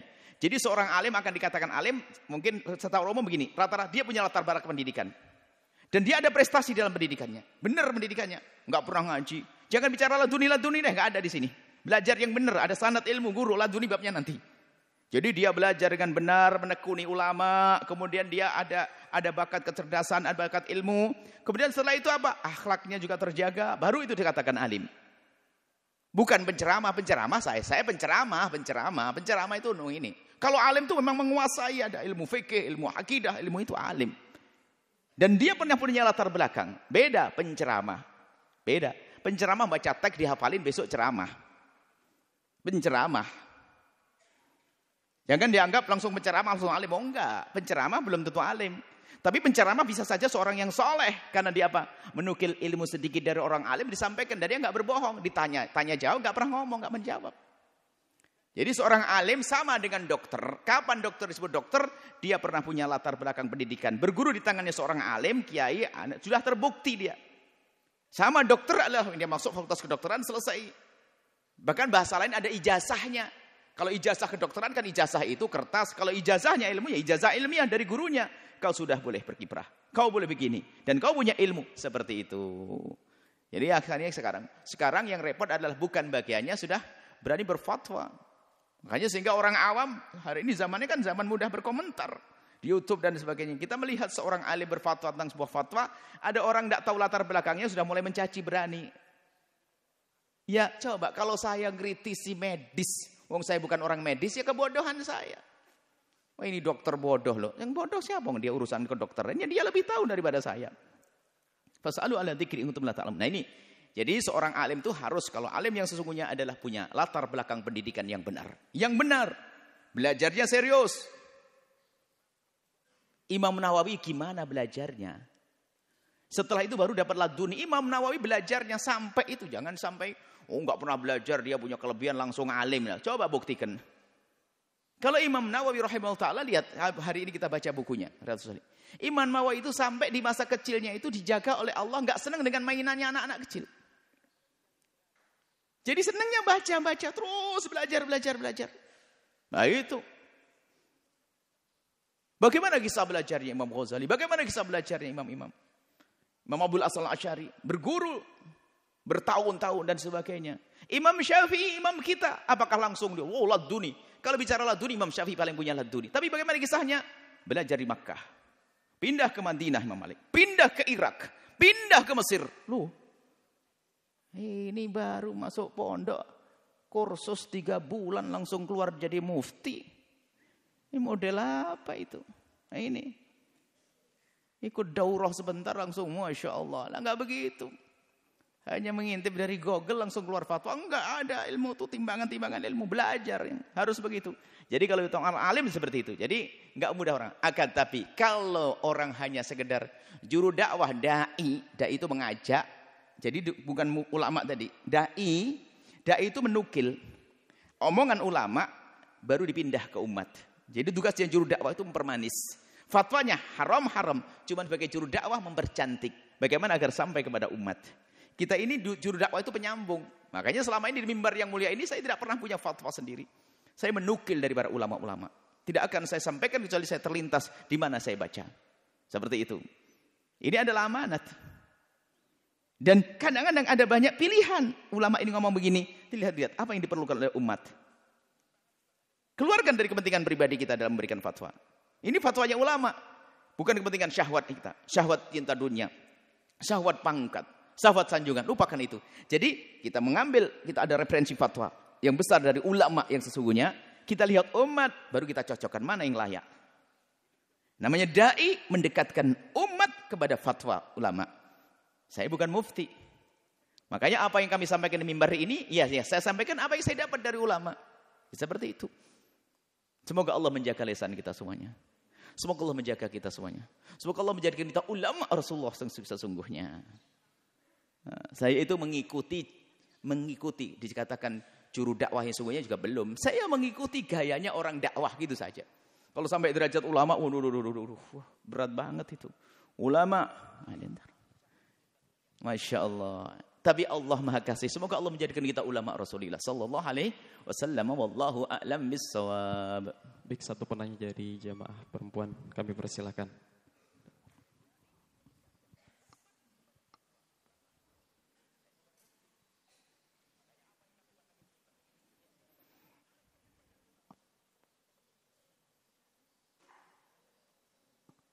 Bapak. Belakang jauh. Oh.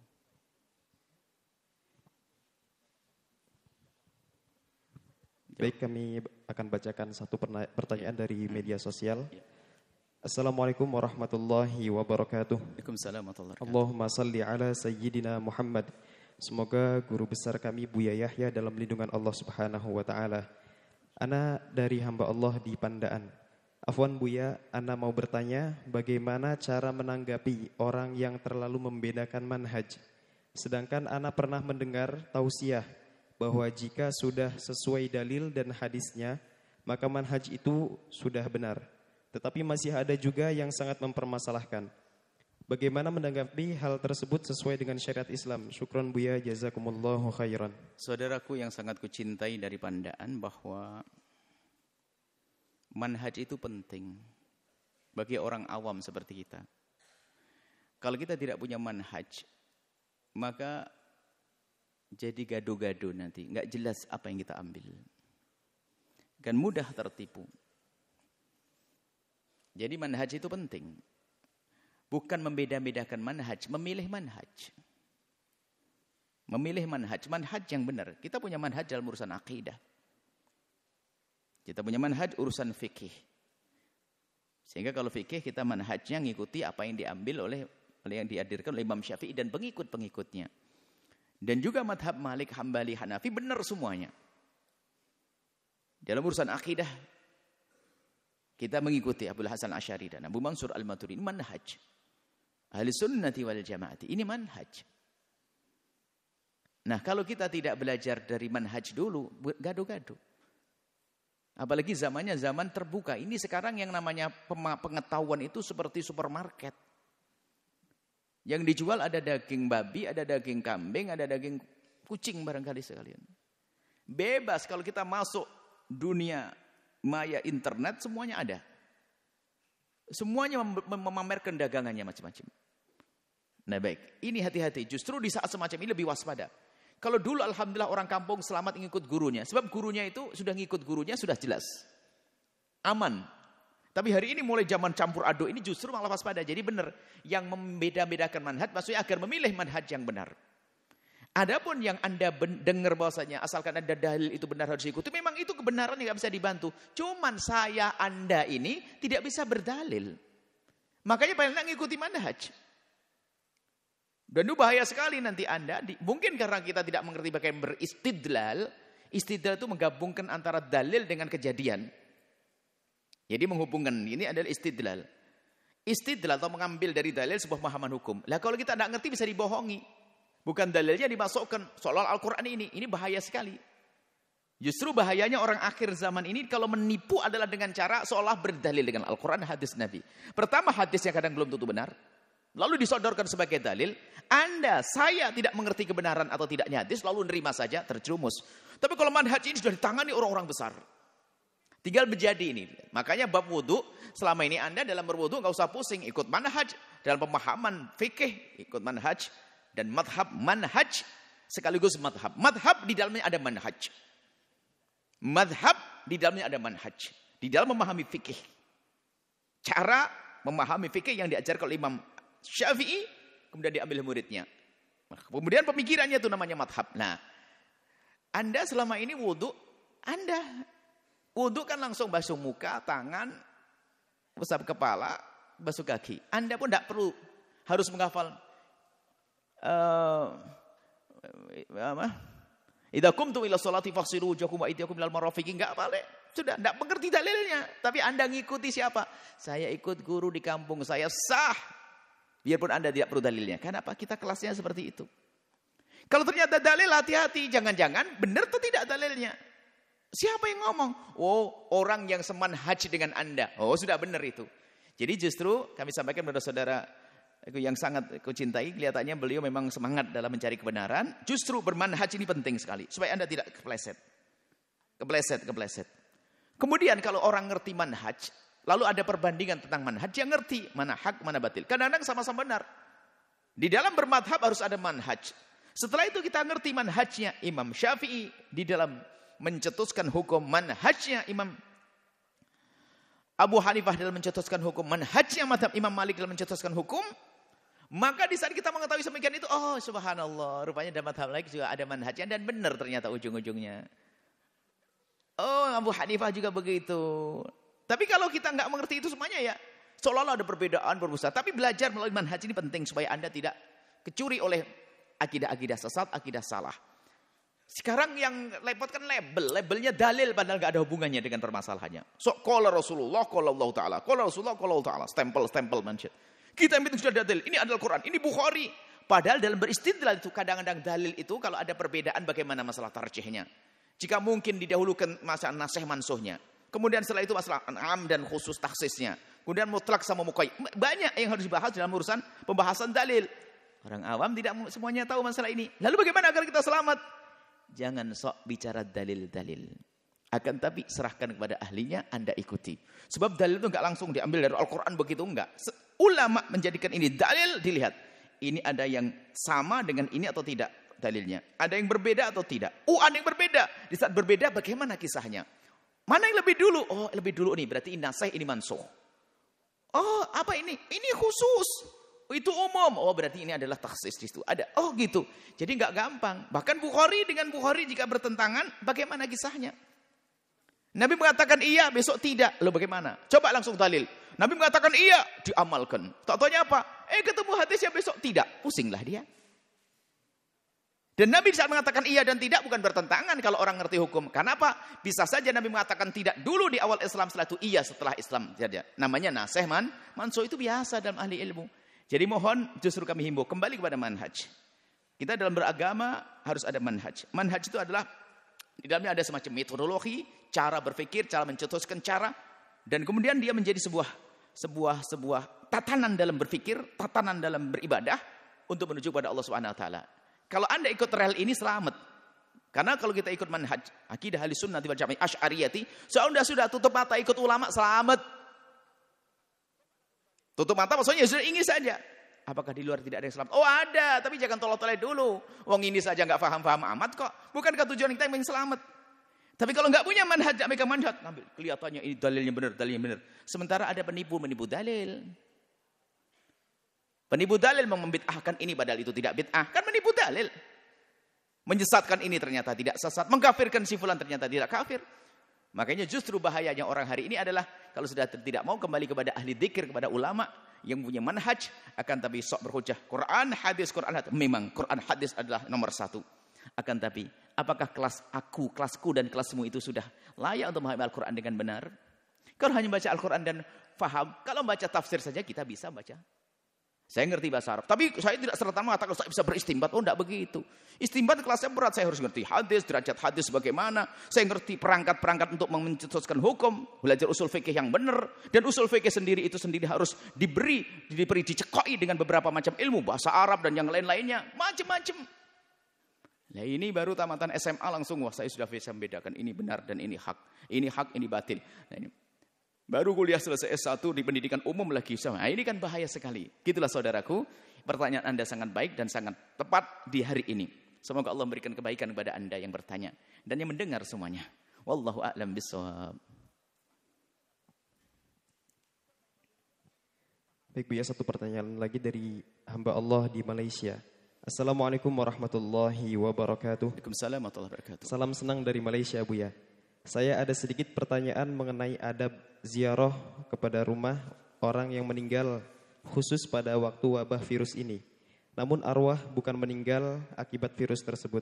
Wajarkah kami untuk berziarah beramai-ramai? Sedangkan pada waktu ini kami di Malaysia sedang dibatasi pergerakannya. Mohon pencerahannya Bu ya. Terima kasih. Kami himbau kepada rumah duka. Ya dirundung duka, mohon dikuatkan hatinya.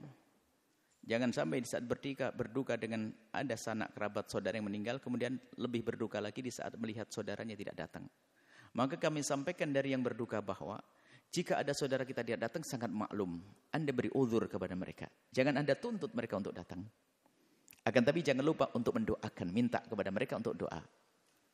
Ini kami mulai dari yang rumah duka dulu. Jangan sampai, wah kepada datang ya, sepupuku nggak datang ini. Karena memang ini himbauan dari pemerintah demi kemaslahatan. Demi keselamatan. Kemudian yang kedua, bagi siapapun, yang penting harus ada yang menjalankan fardu kifayah. Yang memandikan, kalau perempuan adalah mandikan juga perempuan, kalau laki-laki adalah laki-laki, kemudian dikafani, disolati, selesai dan dikubur. Jadi yang perlu ditata adalah hati semuanya. Kalau Anda memang ragu-ragu untuk hadir karena mungkin itu orang yang sangat berpengaruh, sehingga banyak mungkin orang berbondong-bondong datang ke sana kemari, Anda tidak perlu datang, nggak apa-apa. Dan dapat keberkahan nanti insya Allah. Dan Anda kalau biasa, Anda termasuk orang yang rajin menghadiri jenazah, sekarang nggak bisa menghadiri, Anda dapat mendapatkan gunung pahala karena Allah tahu kebiasaan baik Anda kok. Ini kan kasusnya kasus saling menjaga. Apalagi Anda pulang ke rumah Anda, di rumah ada orang banyak yang harus Anda ayomi. Mungkin ada seorang ustadz, seorang tokoh. Anda tidak perlu memaksakan datang ke keramaian-keramaian karena Anda diundang. Kenapa? Takut Anda membawa sesuatu pulang. Di rumah ada orang-orang banyak yang harus Anda tanggung di rumah Anda. Jadi yang perlu ditata adalah hati semuanya. Yang punya rumah, yang rumah duka, yang berduka, hendaknya lapang hati. Jika tidak ada yang datang, maafkan mereka. Tidak ada masalah. Tapi yang penting sudah ada fardu kifayah. Tapi Anda yang memang Anda mungkin punya, Anda enggak harus datang. Enggak harus datang. Kecuali di saat nanti yang menjalankan fardu kifayah tidak ada, maka ta'ayyan menjadi tertentu bagi Anda. Harus datang untuk menyelesaikan fardu kifayah seperti itu. Jadi yang lebih kami himbau adalah dari pihak yang berduka agar lapang hati, lapang dada. Adapun Anda suka-suka. Kalau Anda dengan ketawakalan Anda kemudian saling menjaga dan seterusnya, cukup ziarah, cukup takziah, mendoakan, kemudian selesai. Itu boleh-boleh saja. Jadi ini yang perlu ditata adalah hati kita semuanya. Wallahu a'lam bissawab. Itu Anda yang tanya satu tuh. Tolong dilihat. Bismillahirrahmanirrahim. Assalamualaikum warahmatullahi wabarakatuh. Waalaikumsalam warahmatullahi wabarakatuh. Bu ya, ada yang bertanya Bu ya, jika ada seorang istri yang mempunyai suami yang senang melakukan kekerasan dalam rumah tangga Bu ya. Suami zalim sehingga akhirnya ya si istri tidak merasakan kebahagiaan dalam pernikahan sehingga akhirnya menjadi pemicu mungkin untuk berkenalan dengan lelaki di luar Bu ya. Sehingga akhirnya dari situ dia ada ketertarikan dengan laki-laki di luar, lalu akhirnya berkeinginan untuk bercerai karena memang nggak mampu dengan suaminya, jadi ingin memulai hidup baru. Nah, apakah untuk istri model begini ini apakah termasuk yang digambarkan termasuk wanita yang minta cerai yang tidak akan mencumbu surga Bu ya? Dan lalu Bu ya, karena memang kasus mohon maaf ya kasus perselingkuhan istri itu sekarang kita lagi dapat banyak banget gitu Bu ya, naudzubillah. Dan ada satu kisah juga seorang wanita yang berselingkuh Bu ya dan sampai melakukan hubungan dengan laki-laki di luar. Lalu ternyata suaminya tahu Bu ya, dan akhirnya ya suami tentu marah dan kecewa tapi masih memberikan kesempatan kepada si istri Bu ya. Dan si istri pun alhamdulillah bertaubat Bu ya, benar-benar menyesal. Hanya saja akhirnya karena suami juga memaafkan, maka ingin memulai hidup baru. Cuma kadang dalam beberapa keadaan suami ini kalau lagi marah terucap Bu ya, mengungkit kesalahan si istri. Nah bagi si istri Bu ya, apa yang harus dilakukan? Apakah dia lebih memilih untuk bercerai saja gitu dari suaminya, atau ya sudahlah sabar aja karena sebagai bentuk pertaubatan dia, akhirnya kalau suami mencaci atau mengungkit kesalahannya ya dia cukup tutup telinga, atau seperti apa langkah yang paling baik untuk kemaslahatan bersama? Karena terus terang si istri ini ada kekhawatiran kalau berlanjut dalam pernikahan tersebut, khawatir ketika suami ucapan mengungkit begitu takut terdengar oleh anaknya Bu ya. Jadi seperti itu Bu ya, syukran, terima kasih Bu ya. Baik, banyak. Jawabnya banyak juga ini. Yang pertama adalah jika ada seorang istri mempunyai suami yang mohon maaf keras, suka memukul dan sebagainya, innalillah. Dengar semuanya wahai kaum pria. Laki-laki hebat. Laki-laki hebat tidak akan memukul istrinya biarpun istrinya layak dipukul.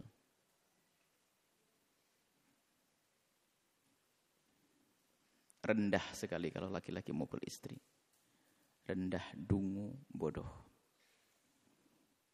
Kalau istilah pendidikan dalam Al-Quran, dorb itu bukan dorb itu. Wa'iduhunna wahjurhunna fil madaji wadribuhunna.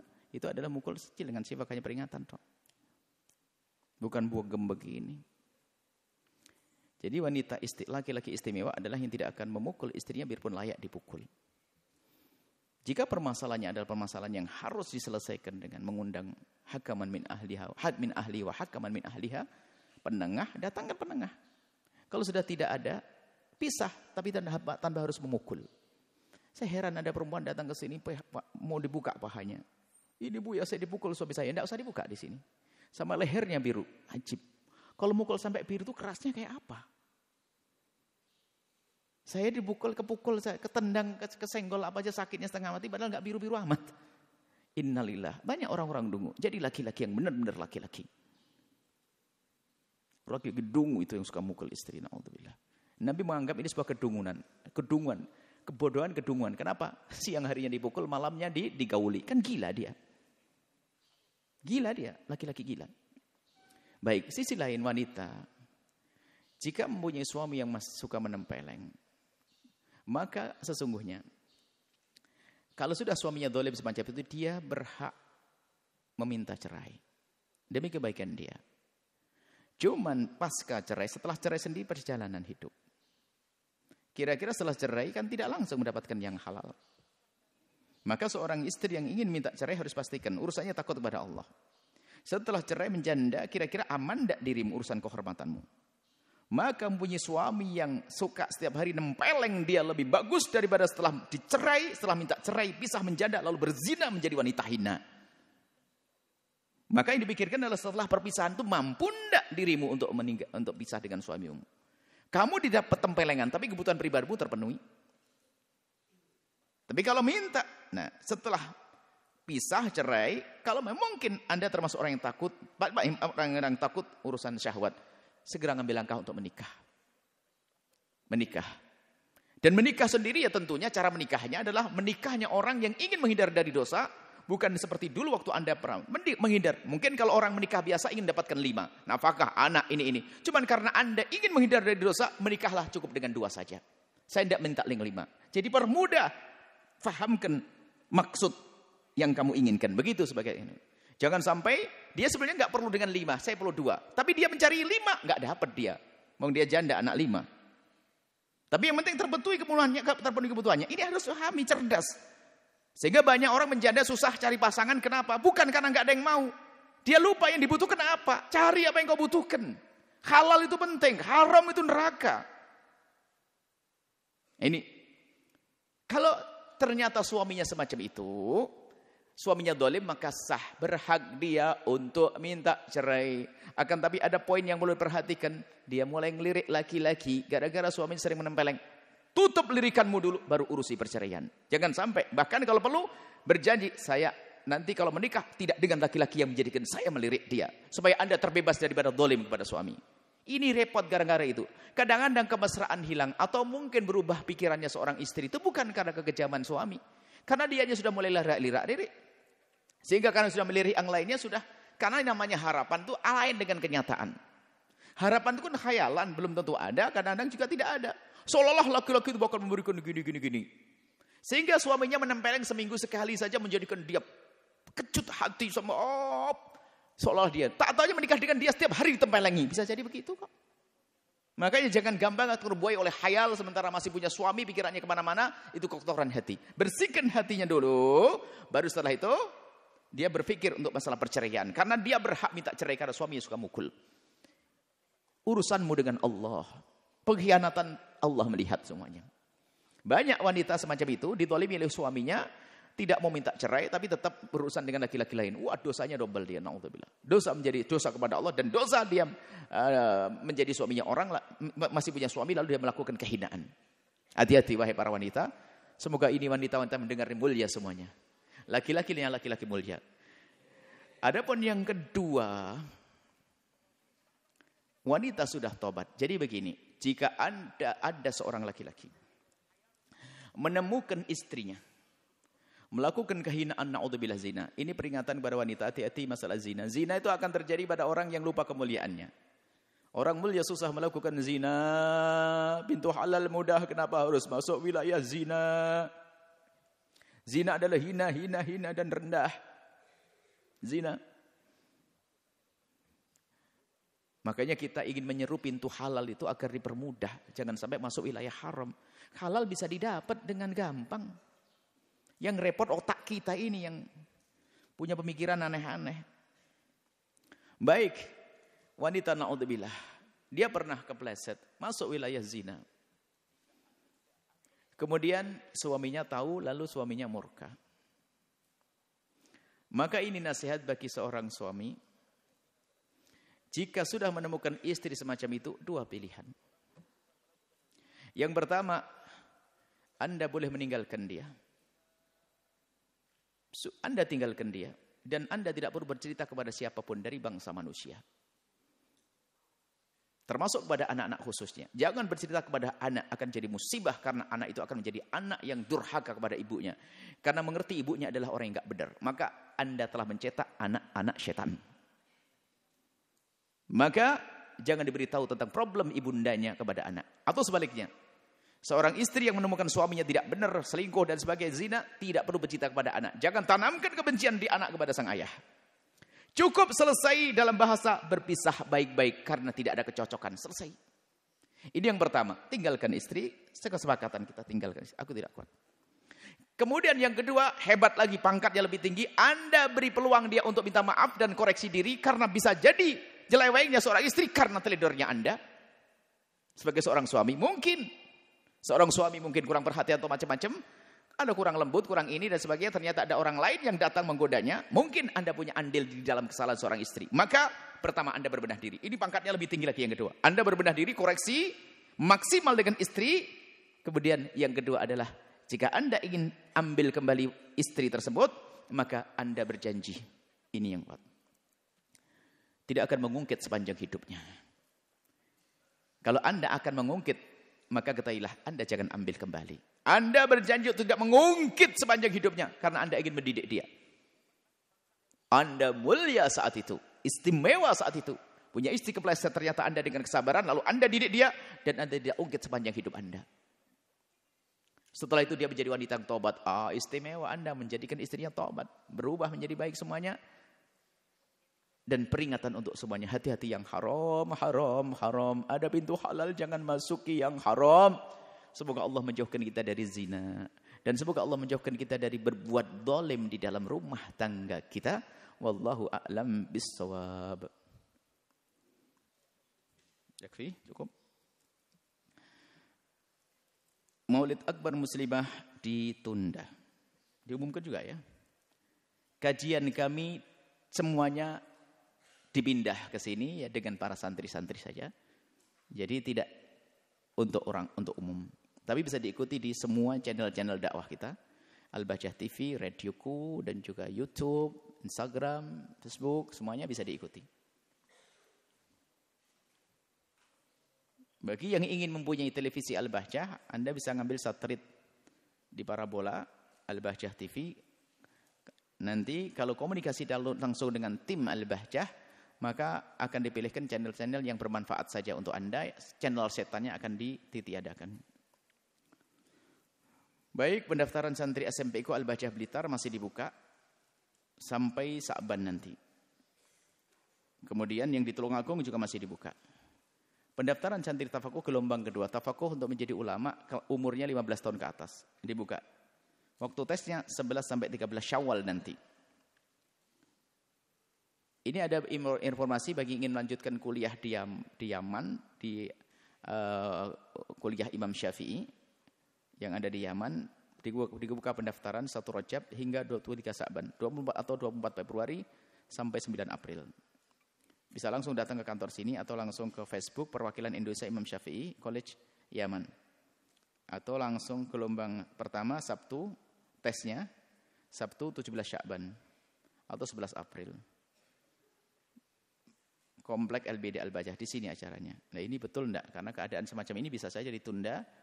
Ini mungkin diundur kembali, tidak dilaksanakan untuk kalau memang keadaannya belum baik, maka mungkin ujiannya akan ditunda. Gelombang kedua Ahad 25 Sya'ban 19 April di Ponpes Riyadh Batu Malang, insyaallah. Tidak. Jangan lupa ini diniati untuk menjaga kesehatan, nolak bala, berbakti pada orang tua dan sebagainya, untuk kebaikan keluarga, sanak, kerabat. Apa? Masuklah Anda dalam wilayah wakaf Tanah Al-Bahjah dan pembangunan pondok pesantren. Jangan lupa, tanah yang sudah kita beli lagi dibangun di atasnya dengan bangunan 4 tingkat insyaallah. Dan mohon ini terus kiriman-kiriman wakaf-wakaf, hibah-hibah dari Anda ditunggu. Ke rekening Bank Syariah Mandiri nomor rekening 777 444 1179 atas nama wakaf Tanah Al-Bahjah. Kemudian juga yang ingin mempunyai anak-anak asuh hebat, ulama-ulama ke depan insyaallah. Kita ada santri-santri berpotensi yang akan kita didik dengan khusus dan itu perlu dana besar, maka Anda boleh bergabung menjadi orang tua asuh santri pondok santri berpotensi. Anda bisa langsung transfer ke Bank Syariah Mandiri nomor rekening 777 555 0052 atas nama 005 atas nama orang tua asuh santri Al-Bahjah, khususnya Anda yang tidak punya anak. Jangan rugi, jangan sampai Anda meninggalkan harta Anda enggak berguna. Yang enggak punya anak, jadikan itu anak-anakmu. Mereka ini calon ulama, Anda meninggal punya ulama yang banyak. Atau yang punya anak badung, diniati untuk membenahi anaknya. Atau yang anaknya sudah hidup baik, semoga menjadi semakin baik karena wakaf ini. Kemudian juga ada infak center Al-Bahjah, ini untuk profesional pondok yang sudah bergabung sedikit demi sedikit. Anda boleh bergabung 1.000 setiap bulan, 2.000, 5.000, 10.000, 1 juta, 2 juta boleh. Infak Center Al-Bahjah Bank Syariah Mandiri nomor rekening 7200 4292 atas nama Ihsan Al-Bahjah. Kode bank 451. Bank BNI Syariah nomor rekening 7400 7333 atas nama Ihsan Al-Bahjah. Kode bank 427. Zakat Center Al-Bahjah. Nah, ini yang ingin bayar zakat silakan dibuka. Ya, tapi ingat zakat di sini bukan untuk membangun pondok pesantren dan juga zakat bukan dimakan santri. Akan tapi zakat akan disalurkan kepada yang berhak. BNI Syariah, ke BNI Syariah nomor rekening 07200 42000 07200 42000 atas nama Ihsan Al-Bahjah. Kemudian ini saja insyaallah. Bismillahirrahmanirrahim. Alhamdulillah. Allahumma salli ala sayyidina Muhammad wa ala sayyidina Muhammad. Irhamna wa la tu'adzibna wa surna wa la tahdhulna wa afina wa la tumritna wa akrimna wa la tuhidna wa atina wa tusal alaina innaka syadir. Allahumma ya Allah. Pandang kami dengan kasih sayang dan cinta darimu ya Allah. Pandang kami dengan kasih sayang dan cinta darimu ya Allah. Jaga hati kami. Jaga zahir kami. Jaga diri kami. Jaga keluarga kami. Jaga siapapun yang bersama kami dari segala malapetaka di dunia dan di akhirat. Ya Allah, kuatkan iman kami, ketawakalan kami. Ampuni orang tua kami dan guru-guru kami, berikan kasih sayang-Mu kepada mereka di dunia dan di akhirat. Yang telah wafat muliakan. Dan berikan kepada mereka semua kebaikan yang terjadi pada saat ini, sebelumnya dan setelahnya, Dan kami mohon ya Allah, bimbing kami ya Allah di dalam melangkah dalam segala urusan kami. Jadikan itu langkah yang Kau ridho ya Allah. Kami ingin melangkah kepadamu ya Allah. Maka kami mohon petunjuk kepadamu ya Allah. Bimbingan, kekuatan ya Allah. Di dalam melangkah. Agar Kau ridho ya Allah. Jauhkan kami dari jalan yang salah. Ya Allah. Apapun yang kami lakukan dari sesuatu yang kami duga baik, jadikan itu kebaikan yang sesungguhnya ya Allah. Dan jauhkan kami dari niat-niat jelek. Jauhkan kami dari niat-niat kotor. Jauhkan kami daripada kemaksiatan ya Allah. Ya Allah, kami rindu kemuliaan untuk diri kami dan keluarga kami dan semua ya Allah di dunia dan di akhirat ya Allah. Dan kami mohon ya Allah, berikan kepada kami keistiqomahan dalam berjuang di jalan kekasih-Mu Nabi Muhammad. Kirimkan kepada kami pejuang-pejuang-Mu yang tulus dan ikhlas ahli surga-Mu yang bisa berjuang bersama kami dan jadikan kami bersama mereka ya Allah. Yang sakit sembuhkan ya Allah. Dan jaga kesehatan kami ya Allah. Yang punya hutang mudahkan dalam bayar hutang kami. Yang sempit rezeki semua ya Allah. Lapangkan rezeki kami dengan rezeki yang halal penuh berkah. Dan kami mohon ya Allah, seperti Engkau pertemukan kami saat ini, pertemukan hati kami dalam cinta karenamu. Cinta karenamu ya Allah. Cinta karenamu ya Allah. Dan pertemukan kami kelak di surga bersama kekasih-Mu Nabi Muhammad. Ya Allah, ampuni kami ya Allah. Panjangkan umur kami dalam ketaatan serta sehat walafiat. Dan kami mohon ya Allah, kami ingin saat Kau cabut nyawa kami ya Allah, Kami kau cabut nyawa kami dalam keadaan husnul khotimah. Kami ingin kau cabut nyawa kami, ya Allah, saat itu hati dan lidah kami mampu mengucapkan kalimat agung dan mulia, La ilaha illallah Muhammadur Rasulullah, La ilaha illallah Muhammadur Rasulullah, La ilaha illallah Muhammadur Rasulullah sallallahu alaihi wasallam. Rabbana atina fid dunya hasanah wa fil akhirati hasanah wa qina adzabannar. Wa sallallahu alaihi sayyidina Muhammadin wa ala alihi wasallam. Alhamdulillahirabbil alamin.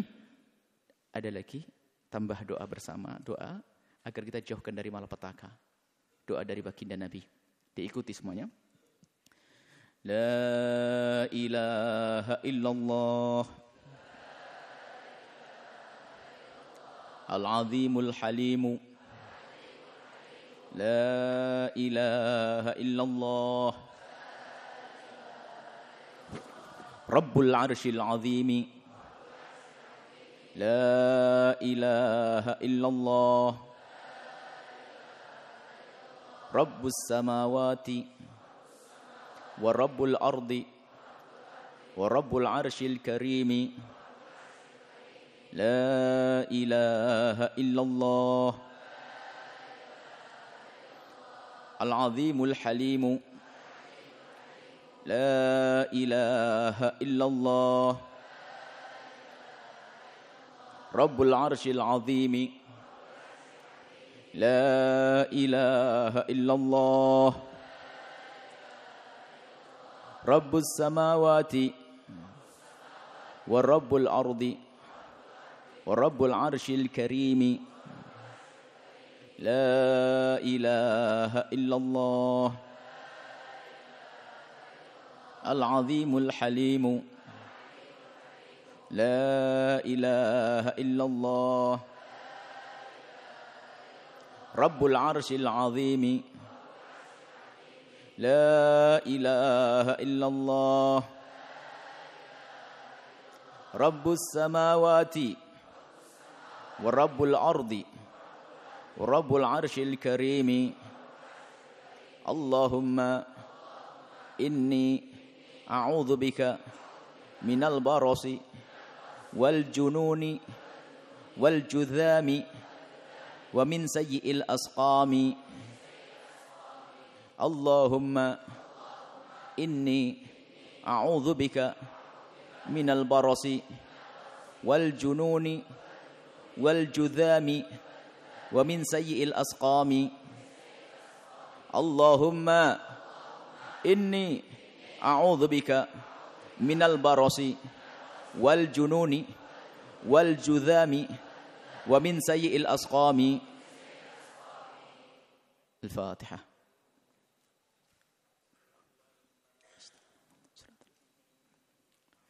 Wabillahi taufiq wal hidayah. Assalamualaikum warahmatullahi wabarakatuh.